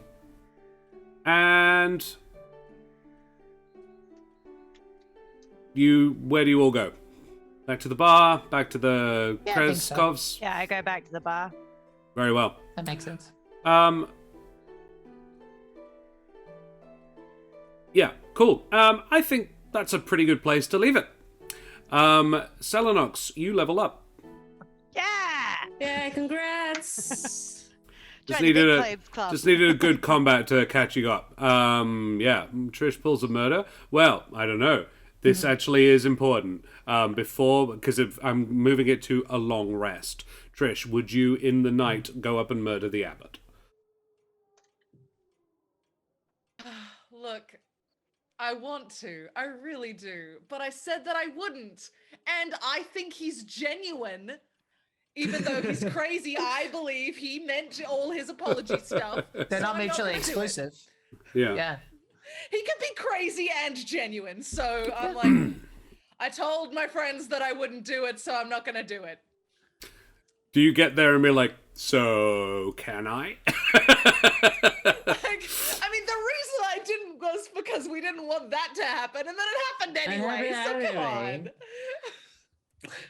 There's still another 30 of them up there. There might be don't more. say anything. I just drink more whiskey. If she ever broaches the question to me, I'm like, you do. Trisha victim last week. Yeah, it's. Don't worry about me. It's in the works. I'm saving that one, Omi, for when she needs it. Because I already had a victim for her planned. I was pretty sure she'd get a kill in this fight. Because as soon as you killed the Guardian, this was going to happen. I love that it's all my fault. Like it wasn't. It actually wasn't. But No, from it's the other's Helvig's. perspective, like Yeah. it's me. Yeah. Great. So yeah, great. Cool. Well, yeah, Selenox, you level up. You take another level in fighter. I guess we'll do it now. So, Ro, the way we do level ups on Corsair's Cove, you can choose to roll the dice yourself, or you can have two people in chat roll it for you, and you can pick the better one. Oh, I don't know how to do this, but go chat. What? So, when you're leveling up, you roll your hit dice for hit points. Yeah. Okay. Yeah. You're a fighter, so you're a level. So you roll a d10. So pick two people in chat to roll your d10s for you. Like, Small Town Creepy and Omi. Can you roll me Here's some the big d10s? Always a good. whip it out, Omi. Good. Fighter's a d10. I don't want to pressure you, Omi. You may have used your powers on your campaign. 3. 3 or an 8 from Omi. Omi. There you go. Oi. Thank you very much, Creepy. But yes, Omi for the big numbers. 8 Thank hit you. points. So yes, Hi, Ezekiel. Ooh, 33. That was very close. 35. That's very close to That's pretty max. impressive. It's basically a random number generator. We had an off week. I'm back, babies. I'm happy for you. Thank you. It is good to have you back. All right, I'm going to put the Krezk Inn back on because that's where you are. And so you're sticking with fighter. Oh, what happens at level 7? Anything interesting for battle masters at level 7? I don't know. For Burgomaster Let me fighter. get my book out. What happens? Let me see. Level 7, your martial archetype feature. Ooh. Whatever that is. I get some new maneuvers. I get 2 new maneuvers. Yeah, buddy. Ew. Oh yeah. Let's go. Do I have to choose them now? Know your enemy. At No, 7th yeah. level, you spend 1 at least. Yeah, you also get know your enemy. Oh. You don't get new maneuvers, I don't think. If you do, it doesn't. Said that yet? No. No, you get more maneuvers. Yeah, it says level 7. Choose 2 level 7 options. Yeah. Oh, okay. Whereas when I was on 6, I did not have that. Superiority dice. You have 4 superiority dice. my The maneuvers with the dice superiority. is expended. You regain all. You gain another one at 7th level and another one more at level 15. You learn 2 additional maneuvers at 7th level. You also get to the ability Know Your Enemy. Starting at 7th level, if you spend at least 1 minute observing or interacting with another creature outside of combat, you can learn certain information about its capabilities compared to your own. The game will tell you if the creature is your equal, superior, or inferior in regard to 2 of the following characteristics of your choice: strength score, dex score, con score, armor class, current hit points, total class levels if any, fighter class levels if any. Pretty good, pretty handy. There we have it. Alrighty. Inside check, but meta. Yeah, very specific, but better. And Yeah. no roll required. I just know. Tell me. Tell me Yeah, all your I've been secrets. fighting for a while. Like I can Yeah. Oh, it's see good. what's It's coming. going to be very Yeah, useful if for Trish to only- know. It's like, how much does this prick? How many hit points does this prick have? 5. If only Okay. you had that for Strahd. Yeah, chatted with him. Oh, that would have I been get the handy. feeling. He's gonna Superior wanna in every talk respect. for Yeah, at yeah. Well, least a yeah. minute. Yeah. Yeah, that he seems like a kinda guy. monologuer. Yeah. Yeah. Oh, yes. I have loved the monologues. That puts people like me into tiny little boxes. You picked the right box, though, I will admit. Alrighty, well, guys, that was splendid and lovely. Thank you very much, Omi was. and Small Town Creepy, for those rolls. Zelenox, what does that put your? That bumps your hit points by 11 with your con mod. That Nice cranks one. you up to what? Ooh. 69. Uh, Currently 58. I think that Yeah. makes it 69. Yeah, I guess so. Nice. I've been really trying, babe. you got it. Is it cult? Cult time? Nice. Nice. Yeah. Alrighty. Well, guys, I think we need to do our favorite moments now. We've had a raid from the dreaded GM, so it's very appropriate that we are doing this because it's something that we borrowed from Dread. We love Dread. Sex cult hit We do. points. Yes, Omi, exactly. Very lewd. Wow, 97. We haven't done Josh Dan. first in a while, gang. Should we embarrass him first? and get him in? Yes. Very well. Yes, go on, then. yes. Let's do Oh, it. I took Let's do notes it. today. Bring it. Good job. I'll let you go first then, bro. You have Okay. notes today. Okay, well, now I have to choose though. I had 2. Well, if it I doesn't get said, you one. can have the other one. The end. Pardon? If it doesn't get said, you can save the other one at the end. And chat, please. If you have favorite me moments, chuck them up in chat. I love the Abbot. I love that he's like fucking crazy, but like really, you're like, oh, that's sweet. And like going around and like sensing people's pain, and I love the way you're playing the Abbot. That's my Yeah. Josh one. I really love it. For me, it was specific. His apology to Dimitri. That was really interesting. There was clearly a lot of baggage there. Yep. There was some arrogance that he was clearly trying to like shift off. And it seemed like he was trying to connect with his younger, more earnest self to have a vulnerable moment where he would never say this, but like, like, bro, Yeah. I fucked up. I didn't mean it. I don't know what happened. I will make sure it doesn't happen again. Yeah. And he doesn't say those words, but it's all there in the language and the subtext. Dimitri, and I don't want to know how much the spell affected it. It was just like one of those things where I wanted to kind of, it's what Yeah. Smoothie would do. I didn't care Really what the good result use was. of that spell. I liked it. Yeah. The Dimitri then responding and just going, bro, you saved my son's life. Like, under the circumstances, I don't know how mad I can be at you about all this, but it's nice that no one died and I'm not cleaning up your shit. And the Abbot going, fair enough. We're Valid. cool. We're cool. Yeah. Done. So I really like that. Thank you. I loved that the things escaped because, like, dropping that they escaped because we killed the guard, like, you bastard. Like, it's not our fault, but it is our fault. And I'm like, how dare you make me feel Well. regret about killing a thing? How Totally dare our you? fault. Also, they require gods. They require a god? That's also not my problem. My favorite is the Abbot's entrance. I was like in combat mode. I thought like a fucking laser beam was gonna come out. Just be like, oh yes, a glowing ball, and then like, wow. That's what I was expecting. And then it was just like, ah yes, I have arrived now, all beautifully and with excellent lighting, and makes me not any less suspicious to mainly Dan. Mainly Dan. Helvig is less suspicious, but mainly Dan. It's because the Astorial thing has really gotten him on guard. But yeah, I love that beautifully. Yeah, you don't trust the Astorials at all. How dare you make me regret my choices? Yeah, Omi, she's good for another 3 days. My second one was the same as Dex Strength Con.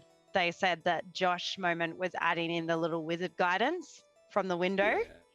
And that was my second one that I had written down. Otlius in the window with the thumbs up and the guidance. I was like, this is, yeah. So Technically, cute. our guidance is actually touch, but I'm letting him do it at range. Yeah, I love it. That's Yeah. cute. This cute. I'm actually going to read Dex Strength Con now, just because they put all of them in one. Favorite smoothie moment was his roleplay with the Abbot and Mission Impossible off the cliff. Very cool. Favorite Helvig is the jetpacks and little antibody guardians in combat. Yes. Favorite Selenox moment was dipping off the cliff to avoid the Abbot. His favorite Trish moment was despite her thoughts being forced to believe the Abbot is actually an okay dude and not sus shiny. I'm loving it. Hashtag sus shiny. Favorite Josh was the adding the little wizard guidance. Yeah. Thank you very much. An impeccable RP. Dex Strength Con, you're very welcome. Thank you so much for joining us again this evening. And sleep well, my friend. Love you, buddy. See you tomorrow. Well done, Creepy says favorite Josh is the barkeep for show. That's very cute. Yes. Yeah, he's a lovely little boy. I'm glad I could bring him back in. Actually, my favorite me moment was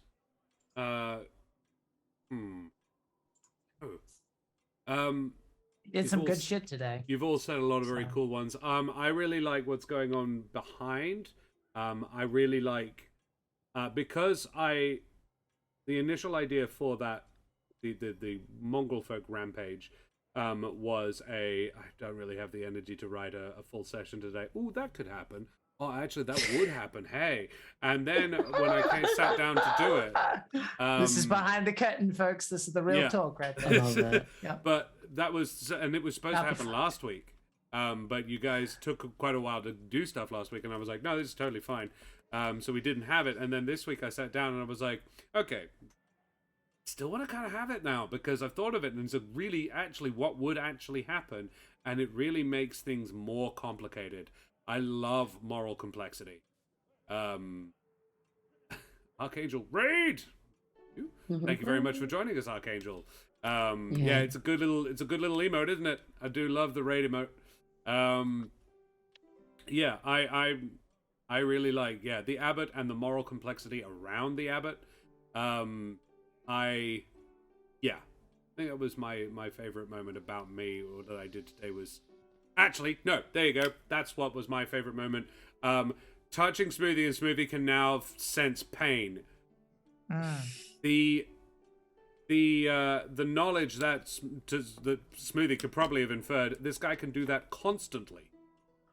That would suck. I implied that he didn't have a choice. Yeah. Which made more sense to me. Yeah. I'm like, That's what I mean. Yeah. He's not Okay, I'm just getting can do it. it constantly, but Yeah. can't not do it constantly. Yeah.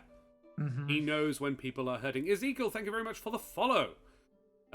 Makes sense about the swan. Beautiful creatures that are bond for life, but are horrible to their surrounding environments. Alrighty, well, that's. I've been flattered thoroughly. Thank you very much, everybody. Let's have some favorite other people moments. Shall we go in? Who wants to go first? Well, Rachel. Can we do Helvig? I want to Let's do do Dan. Helvig. All right, let's do Dan. Okay. Sorry, did I go? No, over let's you? do Wait. Dan. I love it. No. I loved the description of the spirit weapon. Was it the spirit weapon or spirit? The Spirit Guardians? The little. What are they Spirit called? Guardians. What are they He called? The described them Guardians. as modrons. Yeah.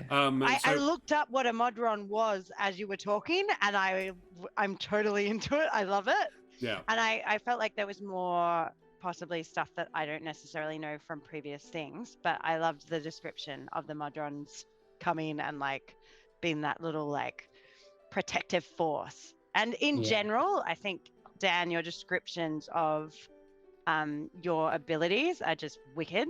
But that was my favorite today. If you want to check out where that sort of the source of that inspiration, go to our YouTube and check out of Cinders and Souls, the 2-shot that we did that transitioned Blocks and Fire 2 Midnight and Madness. It was sort of the interim two-shot that we did. Oh, yeah, sweet. The Guardians were very, very cool there. And yeah, they met a big one inside Helvig's body.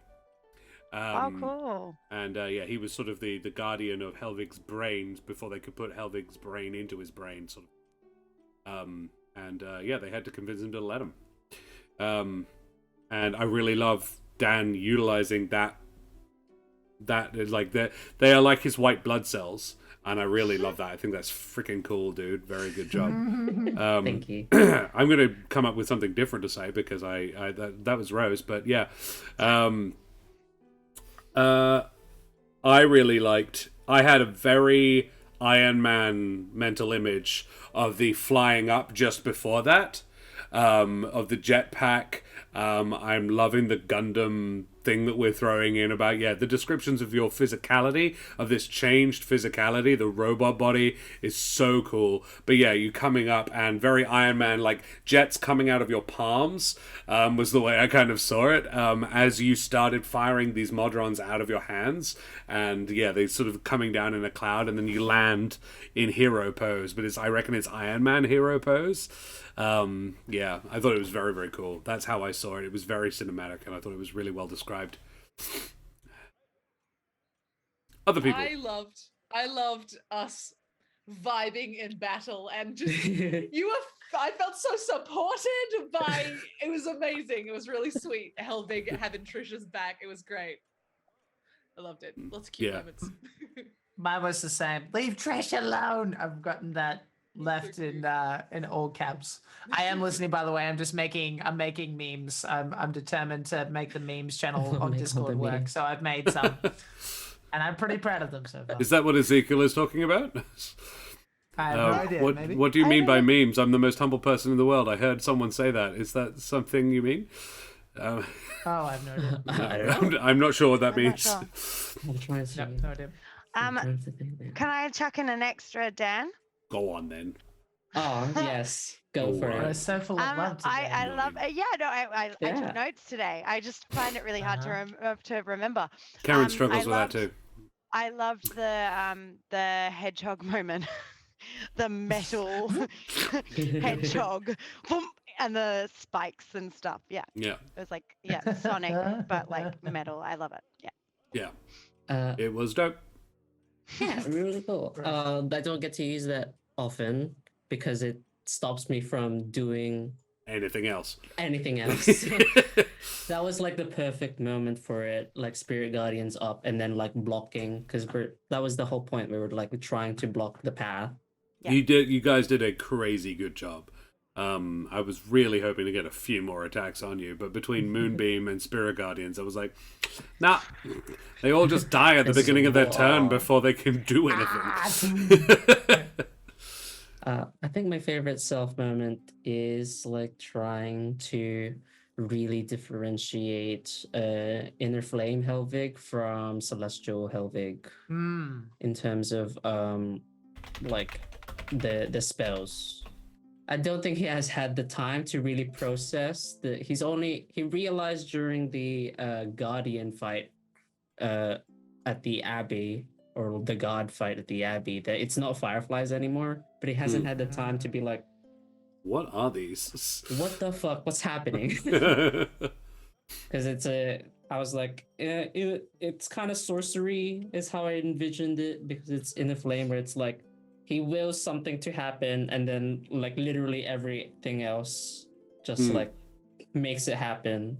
Like Spirit Guardians are like, yes, Helvig wants Trish defended. Let's go. Yeah. Let's go. Let's catch some planes, and all of that. So I think that's my favorite moment so far, exploring that space, being like, I can be sci-fi in a fantasy world. How would that work? That's very cool. Yeah. All right, we talked about Dan. What else have we got? Favorite Dan? Yes, the Guardians from Omi. And have we got any others up in chat? We had Dex Strength Con. What did Small Town Creepy say? No, they just kind of like reaffirmed the. Alrighty, cool. Vibes. Let's talk about somebody else. Yes, this is a good place for good vibes. Rach. I want to talk about Rachel. Yeah. I can go. Does anybody else want to go? I can go first. I do have a thing. I don't remember exactly what you said, but how you reinitiated your rage? second rage.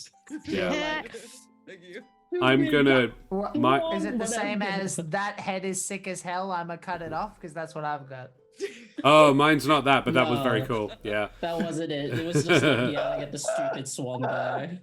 I just love that line. That was so 80s television. Yeah. I was like, I could see Arnold saying that. It's like, That head is sick as hell. I'm having it I'm off. going to cut it off. Get down. I'm going to keep it. The boulder from Omi, Very good. and Small Town Creepy yeah. said my favorite one. Yeah, no longer raging because I feel so supported. I was just like, yes, Aw. now is the time to surround her and stab her to death. But I couldn't because she was so well supported. Yeah, That's right. Got you. yeah, Yeah. he got you, fam. Great team. Yeah, it was really Can I- nicely done. Yeah, that was a really cool choice to make. You're like, yeah, it's not a massive sacrifice to, like, yeah, I'm going to take full damage, but in exchange, I get to attack with my offhand. And I'm like, I would personally have raged my own self, but but you didn't, and that made sense for you, and you made it work in character. I thought it was really cool that you did that. It's just a cool choice to make, and I liked it. I have another one, but I'll go after. I'm going to bounce off Omi's, the boulder, because I thought that was just a really cool, at the beginning of battle, to come in and to look at it that way was Yeah. a really cool way of looking at it. And then the way that you approached it as well was, it was very clever, and I really liked it as a character choice, and I liked the idea. I was like, oh, that's a great idea. I want to help. I can't help, but great. So I thought Yeah. it was great. Thank you. Yeah, the favorite Trish is in the eye of the boulder. The holder? Boulder? No. Yeah, I'm just doesn't really work. Yeah, it was very Trish with the offhand. Sounds Yeah. like a wrestler. On a more serious note, I really like that the what's the word I'm looking for? The conflicts about the Abbot didn't just end in one session. Like, there was constant debate about what to do, and that was really cool. Like Yeah. seeing her doubt. It's always interesting seeing when a character has doubts. Like, that's always cool. So I'd like to point that out. Yeah. Even worse when you were like, because this is my second one is, yeah, that I really want to kill him. I really want to kill him. And you went looking for a reason not to. You went looking for confirmation, and the dice did not favor you. Because you're like a 12, you're like, wow, fuck, what am I supposed to do with that? I guess he's being truthful, but it's basically a failure to insight is basically I just assume I just have to believe what he's putting out on the outside rather than what's actually going on underneath. Even if they're maybe the same. To be fair, what is there to read from what he's doing? You know, like it's not like you can suddenly go, he's healing evilly. you Yeah. know? In my Subtitles. Rachel brain, I Yeah. thought he's manipulating the town to be like, I'm a nice guy. Look how nice I am. Yeah. I'm Control Yeah, nice and I'd you just totally be keep me curious. around. Maybe I'm missing something, but like if I'm DMing, I don't know how I'd translate that over into relatable information. I would have been really curious to see what would have happened if you rolled high. I have no idea. So And I'm not going to tell you. Oh. Twirls an evil moustache on his goose beak while healing. Yeah. My favorite Trish moment is the wink. As much I'm as off. I was like, no, this leads into my. I'm claiming it already. Pre-claim was favorite smoothie moment. Because it's the same thing, so I'll just do it. But like, I liked how, like, because we've been playing these characters for years, that I feel like now we can start to show that, yeah, they know each other really well. Yeah. They've gone through a lot of shit. I think 3 years now. Oh my gosh. Trish and Helvig have been characters that you guys have been playing on the regular. I think we started in 2020. Was it 2019 or 2020? I don't remember anymore. I think it was I 2020. don't also remember in World, but like, I really liked highlighting that part of their relationship and Helvig going like, right, she's off to her own journey. I'm gonna get in the way. I trust that she'll come back. I don't have to worry so much. Yeah. Favorite self moments? I just like getting really into it when we're fighting. That's fun for me. Yeah. Just going. I have fun with that. Yeah. Awesome. We can tell. Cool. Alrighty, well, we've had a Rach and a Dan. Let's do a row. Okay. Favorite row moments? I'm a local, mate. So I got, and also, this was just a little subtle thing. Ro looking personally offended when Josh was attacking Smoothie. Like I happened to be looking at Ro, and I saw Ro going. Her expression like changed. like when it was at her, she didn't mind, but it was towards the Smoothie. It was like I saw her face literally go, nah. Like, so that was fun. There's a wonderful meme. I think it's from Brooklyn Nine-Nine, where the captain is like, "Why is nobody doing this? I specifically requested it." And it says the fighter, and is, "Why is no one attacking me? I specifically requested it." The fighter with the really high AC. Why is no one attacking me? I was just like, because you're not squishy. That's why. Because it's not. Yeah. Exactly. If the enemies aren't stupid. We missed the anniversary. 14th of August 2020. The first episode went up on YouTube, so it probably happened a couple of weeks before that because Nova is not quick. So it's been over 2 years. We've been doing these games. Yeah. Wild. I really loved you smacking the mongrel thing as I was leaving. Like, I'm not done fighting yet. I'm still hype. That was very funny. Thank you. My favorite row moment is failing the stealth and then realizing that he has his back turned, so you're just like, and I'm out. I guess this is a common thing. When I get found out in stealth, I literally just leave. I was like, I'm happy that you made that choice for yourself. Bye. Like, it's to protect everyone else because you don't want to be seen with me, but it totally comes across as I'm just like... That would have been a lot different if he'd noticed you. Yeah. I gathered you're friends that, with that person? He would have been a lot more upset with you. Yeah. Love the disclaimer after the smack. I would never do that to a dog, by the way. Yeah, absolutely. But a person... Exactly, what a guilty person would say. I loved you playing the role that you've given yourself. Okay, I'm going to put myself here in the middle of the road, and I ain't moving. And I thought that was really cool.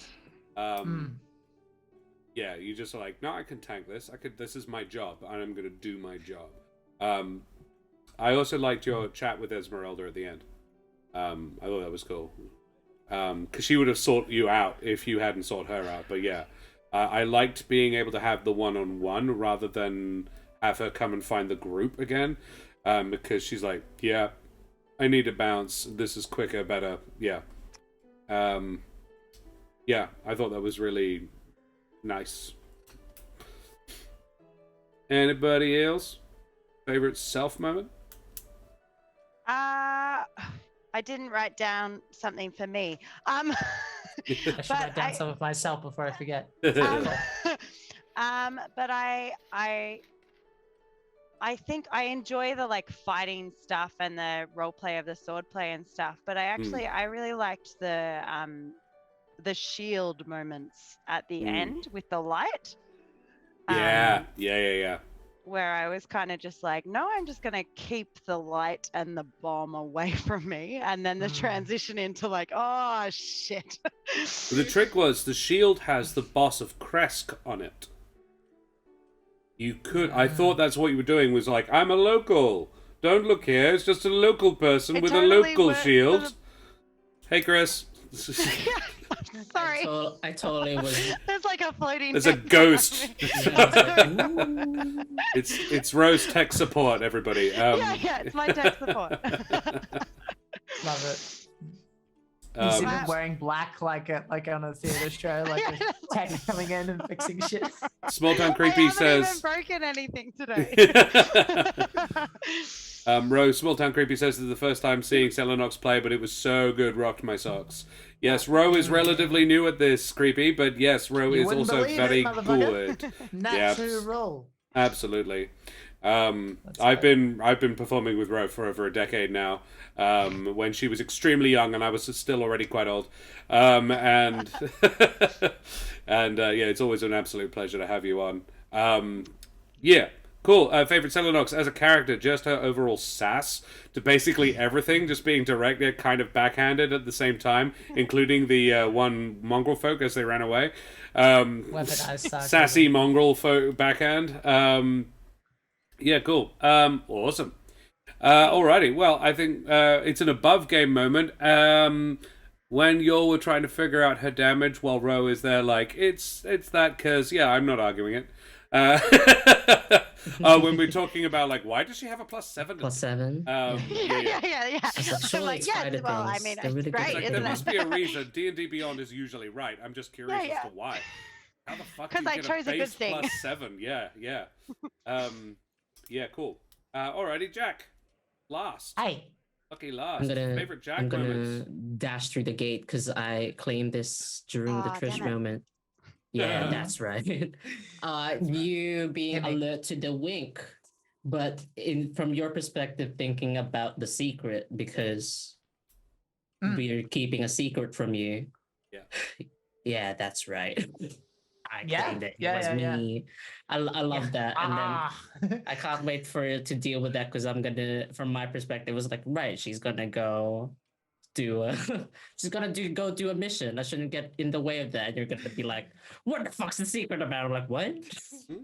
Yeah. It's a secret. What gave it away? I think you're severely underestimating how like polite is baked into Smoothie's bones. It's probably going to take a few more sessions before he has conflict with anyone. But yeah, he'll just be a little passive aggressive with you for a while. I'll be very confused. Yeah. My favorite Smoothie was the use of calm emotions. I'm not sure I've ever seen a player use that spell before. I just don't think it's ever... I've played hundreds of games of D&D. Wild. And I just don't think I've ever seen it used. And I liked it. It was a really good place to use it. I liked that, you're so into Smoothie, you know exactly what he would do. And it was just... Yeah, you're right. It's what he would have done in that moment. And maybe it helped, maybe it didn't. It did help a little bit. But how much it helped, I don't need to say, and you don't need to say. It's big picture. It's not important. But it definitely did have an effect on that conversation. I really liked you luring them off a cliff and then doing the cool swoop thing. That was so cool. I am Batman. And the visual with the cape, amazing.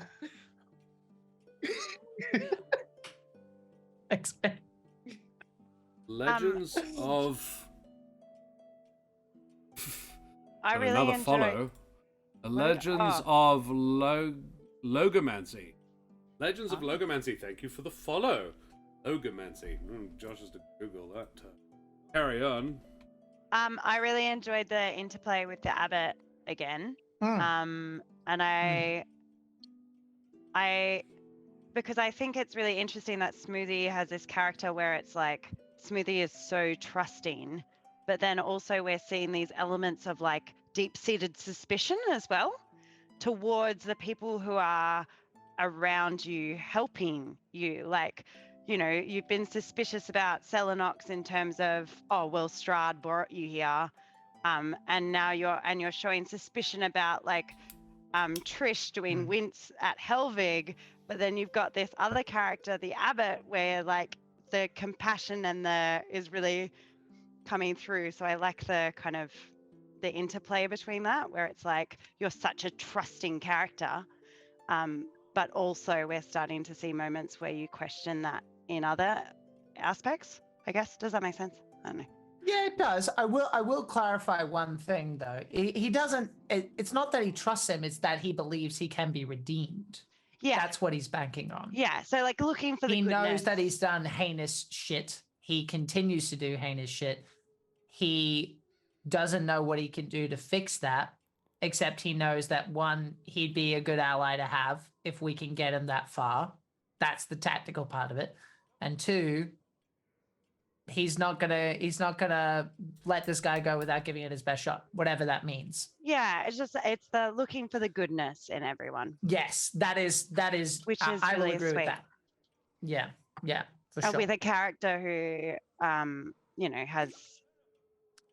there's lots of things happening around that character where it's like, oh, do we have to redeem? Trish is like, let's just stab.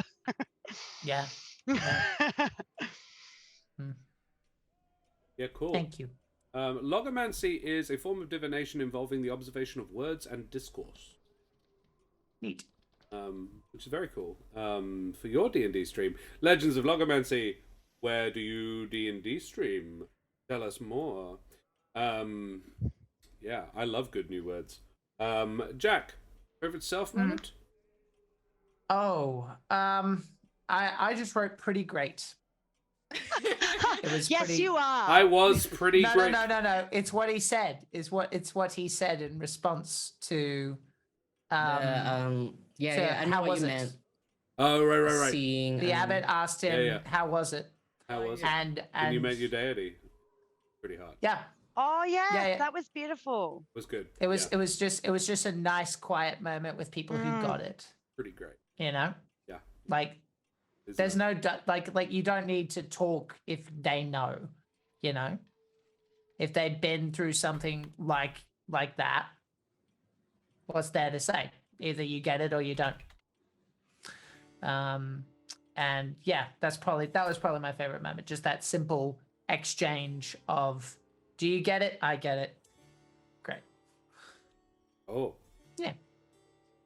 Any favorite last moments? We've got a couple in chat. Favorite, Jack, I adore how sweet and polite and compassionate Smoothie is. Like, wow, it's refreshing, but at the same time, I'm like, when is this little cutie going to crack and lose his shit?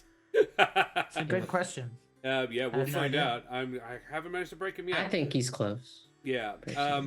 Favorite Jack, Omi. I don't know how much this reflects on as Smoothie, but the overall tactics and that have been being used as both support and offense, while technically being kind of a pacifist with a hell of a damage output when pushed to it.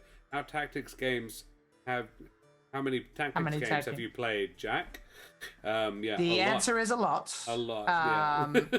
Yeah, and I run D&D a lot, so that doesn't hurt. But the truth is, a lot of it is just clerics are great. They're pretty freaking great. If you want a good class that is a balance of everything, you really can't go wrong with a cleric.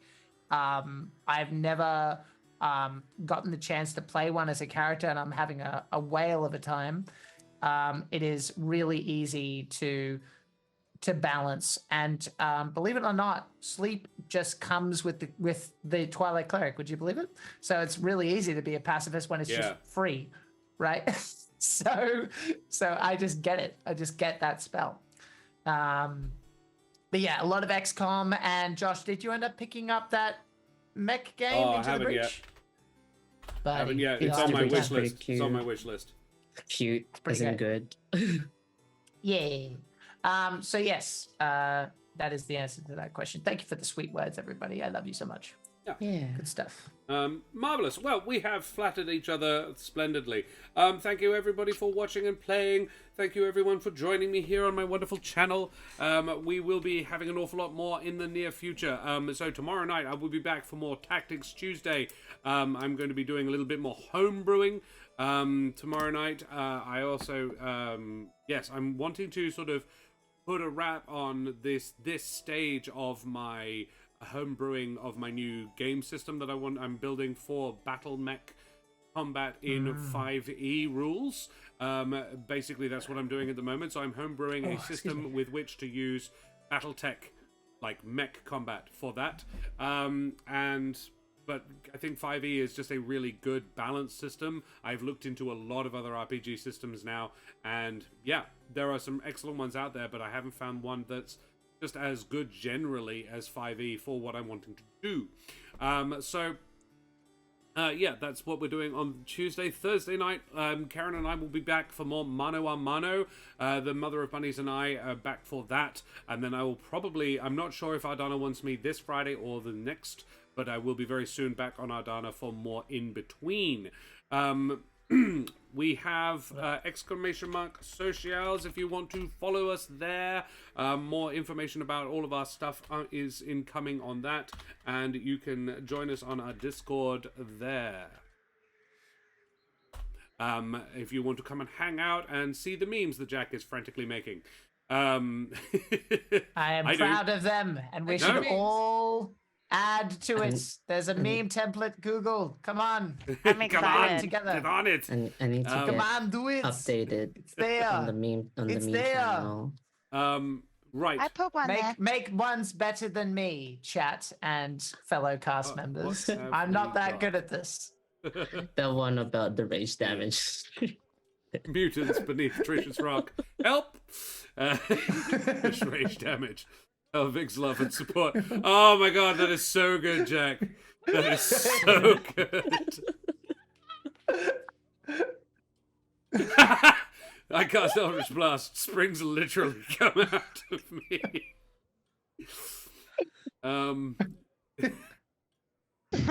Oh, wow. Not sure if I should brutally murder an old man. So conflicted about it. Trish has killed someone with a soul. Right, I'm a head out. The stream Jack, just collapsed under excellent memes. very, very good.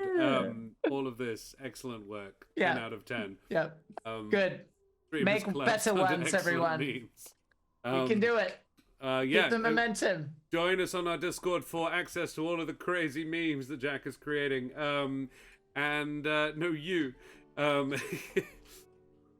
Okay, well, guys, we should go away from here now because we've been streaming for a very long time. But I think we need to tell everybody who the heck we all are. Roro, who the heck are you?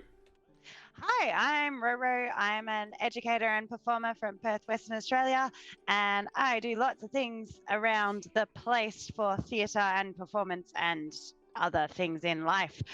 You can catch me on Instagram at Cradventurers, where you can see photos of my various traveling adventures and my dog Charlie. Love it. Aww. Chaotic It's a big Platypus, pull. you are always welcome. Dan, who the absolute heck are you? You award-nominated actor, you. Yeah, Hello, we should yeah, add that. Is that buddy. added? Add that. Yeah.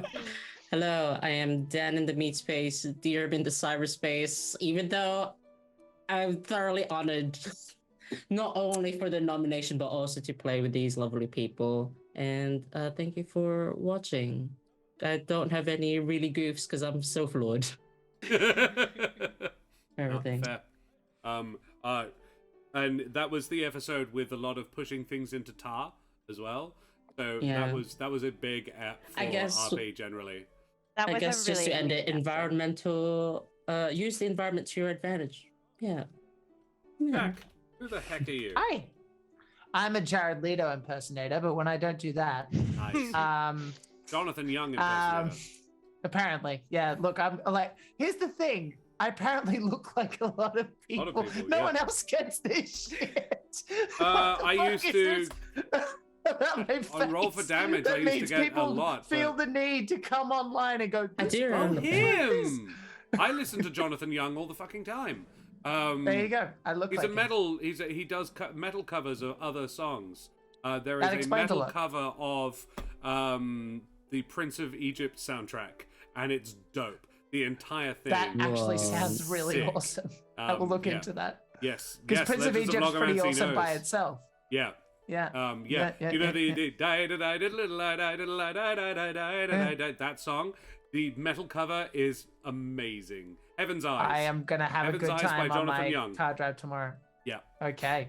Well, when I'm not busy looking like everyone, like someone you vaguely know of on the internet, I am a professional dungeon master. You can find me at www.dungeonmasterforhire.com.au. It was a coincidence. I just happened to be wearing it.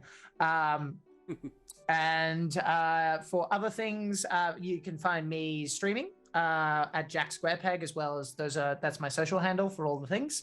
And you can find me on my website, jackobryanonline.com. Thank you for playing with me, everyone. Thank you for such lovely comments in the chat. You are wonderful. Thank you very much. This was a lovely week. Rachel, who the heck are you published author, you? Hello, my name is Rachel Fukar. I'm a writer, actor, creative trash at large. You can find me on various social media at Rachel Fukar, because that handle is always free. And you can find the book that I wrote, The Rings of Mars, right here on this the internet. I think my partner has burnt some food. Just ignore that. Ignore the alarm. Actually, no, don't ignore the alarm, because you know what that alarm means? Oh.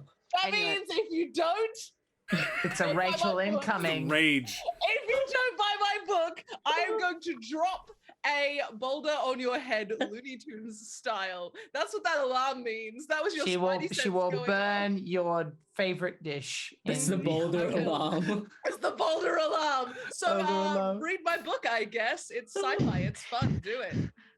Has no one made that joke that Kate just made, Rachel? What? Look No. at the chat. You are Rachel. Rachel. Rage! No, Love it. I think that is said that. actually the first time anyone has said it. Hashtag Rachel. Rachel, that is I love it. Golden. I love it. Oh, wow. golden. Thank you. I'd Yeah, love cool. it. And Madame and Monsieur, Dame und Herren, and beings of indeterminate gender and persuasion, I be Josh the Oh my Pirate, and you God. can find me here on my channel, Courses Cove, where I run D&D. But you know that because you've already done it. Good job. Keep doing it. Yeah, if you like my majestic voice, but you think I could stand to tone the face down a little bit, you can find me, Rigel.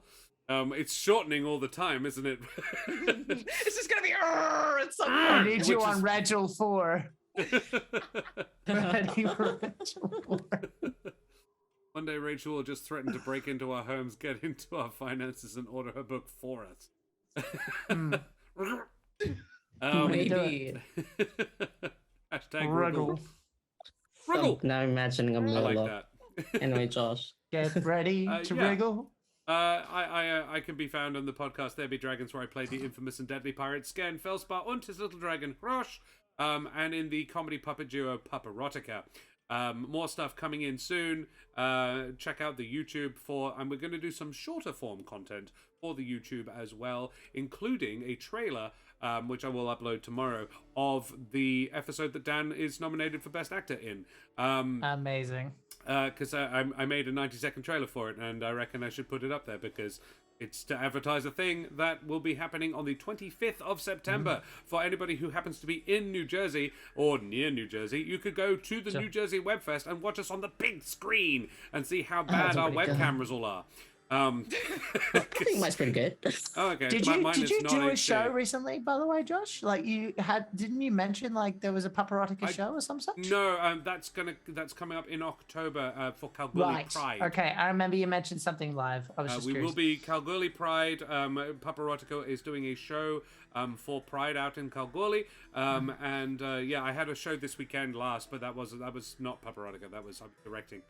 And the audience for this and the audience for that, very, very little crossover. Because it was a children's show. The only swearing was me under my breath as they failed to do what I told them. Can relate. Relatable. Very Relatable rarely, content. actually. It was a single one child just routinely forgot a particular note. I'm just like, how? Anyways, the big exciting thing coming up on Corsair's Cove within the next month is on the 18th and 19th of September. We have a massive international Talk Like Josh the Pirate charity marathon, 27 hours of D&D, commencing at 7 p.m. AWST on the 18th of September, where I am going to be having a quartet of my students over for a game because I thought it's a children's charity, so I should have some kids come and play. So I will be playing Easy D6 with a quartet of students and ex-students. One of them is now an adult, and she used to be a student. She is now my assistant teacher. And I respect the heck out of Balana. She's a lovely, lovely person. I've also got her little sister, Nyota, one of my other favorite students, Scarlett, and an ex-student of mine, Kalen, who can't be a student of mine anymore because he got into John Curtin, and he doesn't have time for me anymore, and that's okay. Yes, that is that. And then we are going for 24 hours after that. Ridiculous. Culminating in the semi-final of this show. So watch this space. Tony Karlstrom will be DMing a game of Mutant Chronicles in that time. Jack will be DMing a game of Call of Cthulhu in that time. Small Town Creepy, I'm looking at you. The Small Town Creepy also runs Call of Cthulhu games, Jack. Yes, well, this will be a Pulp Cthulhu game in a pirate setting, because of course it is. So, we will also be being joined by Rackham from GM's Workshop. I have asked Cato Sullivan, and they are a maybe at this point, but I'm hopeful. We have got a few other very exciting people. Saz the Meeple will be joining us from Meeples and Dragons.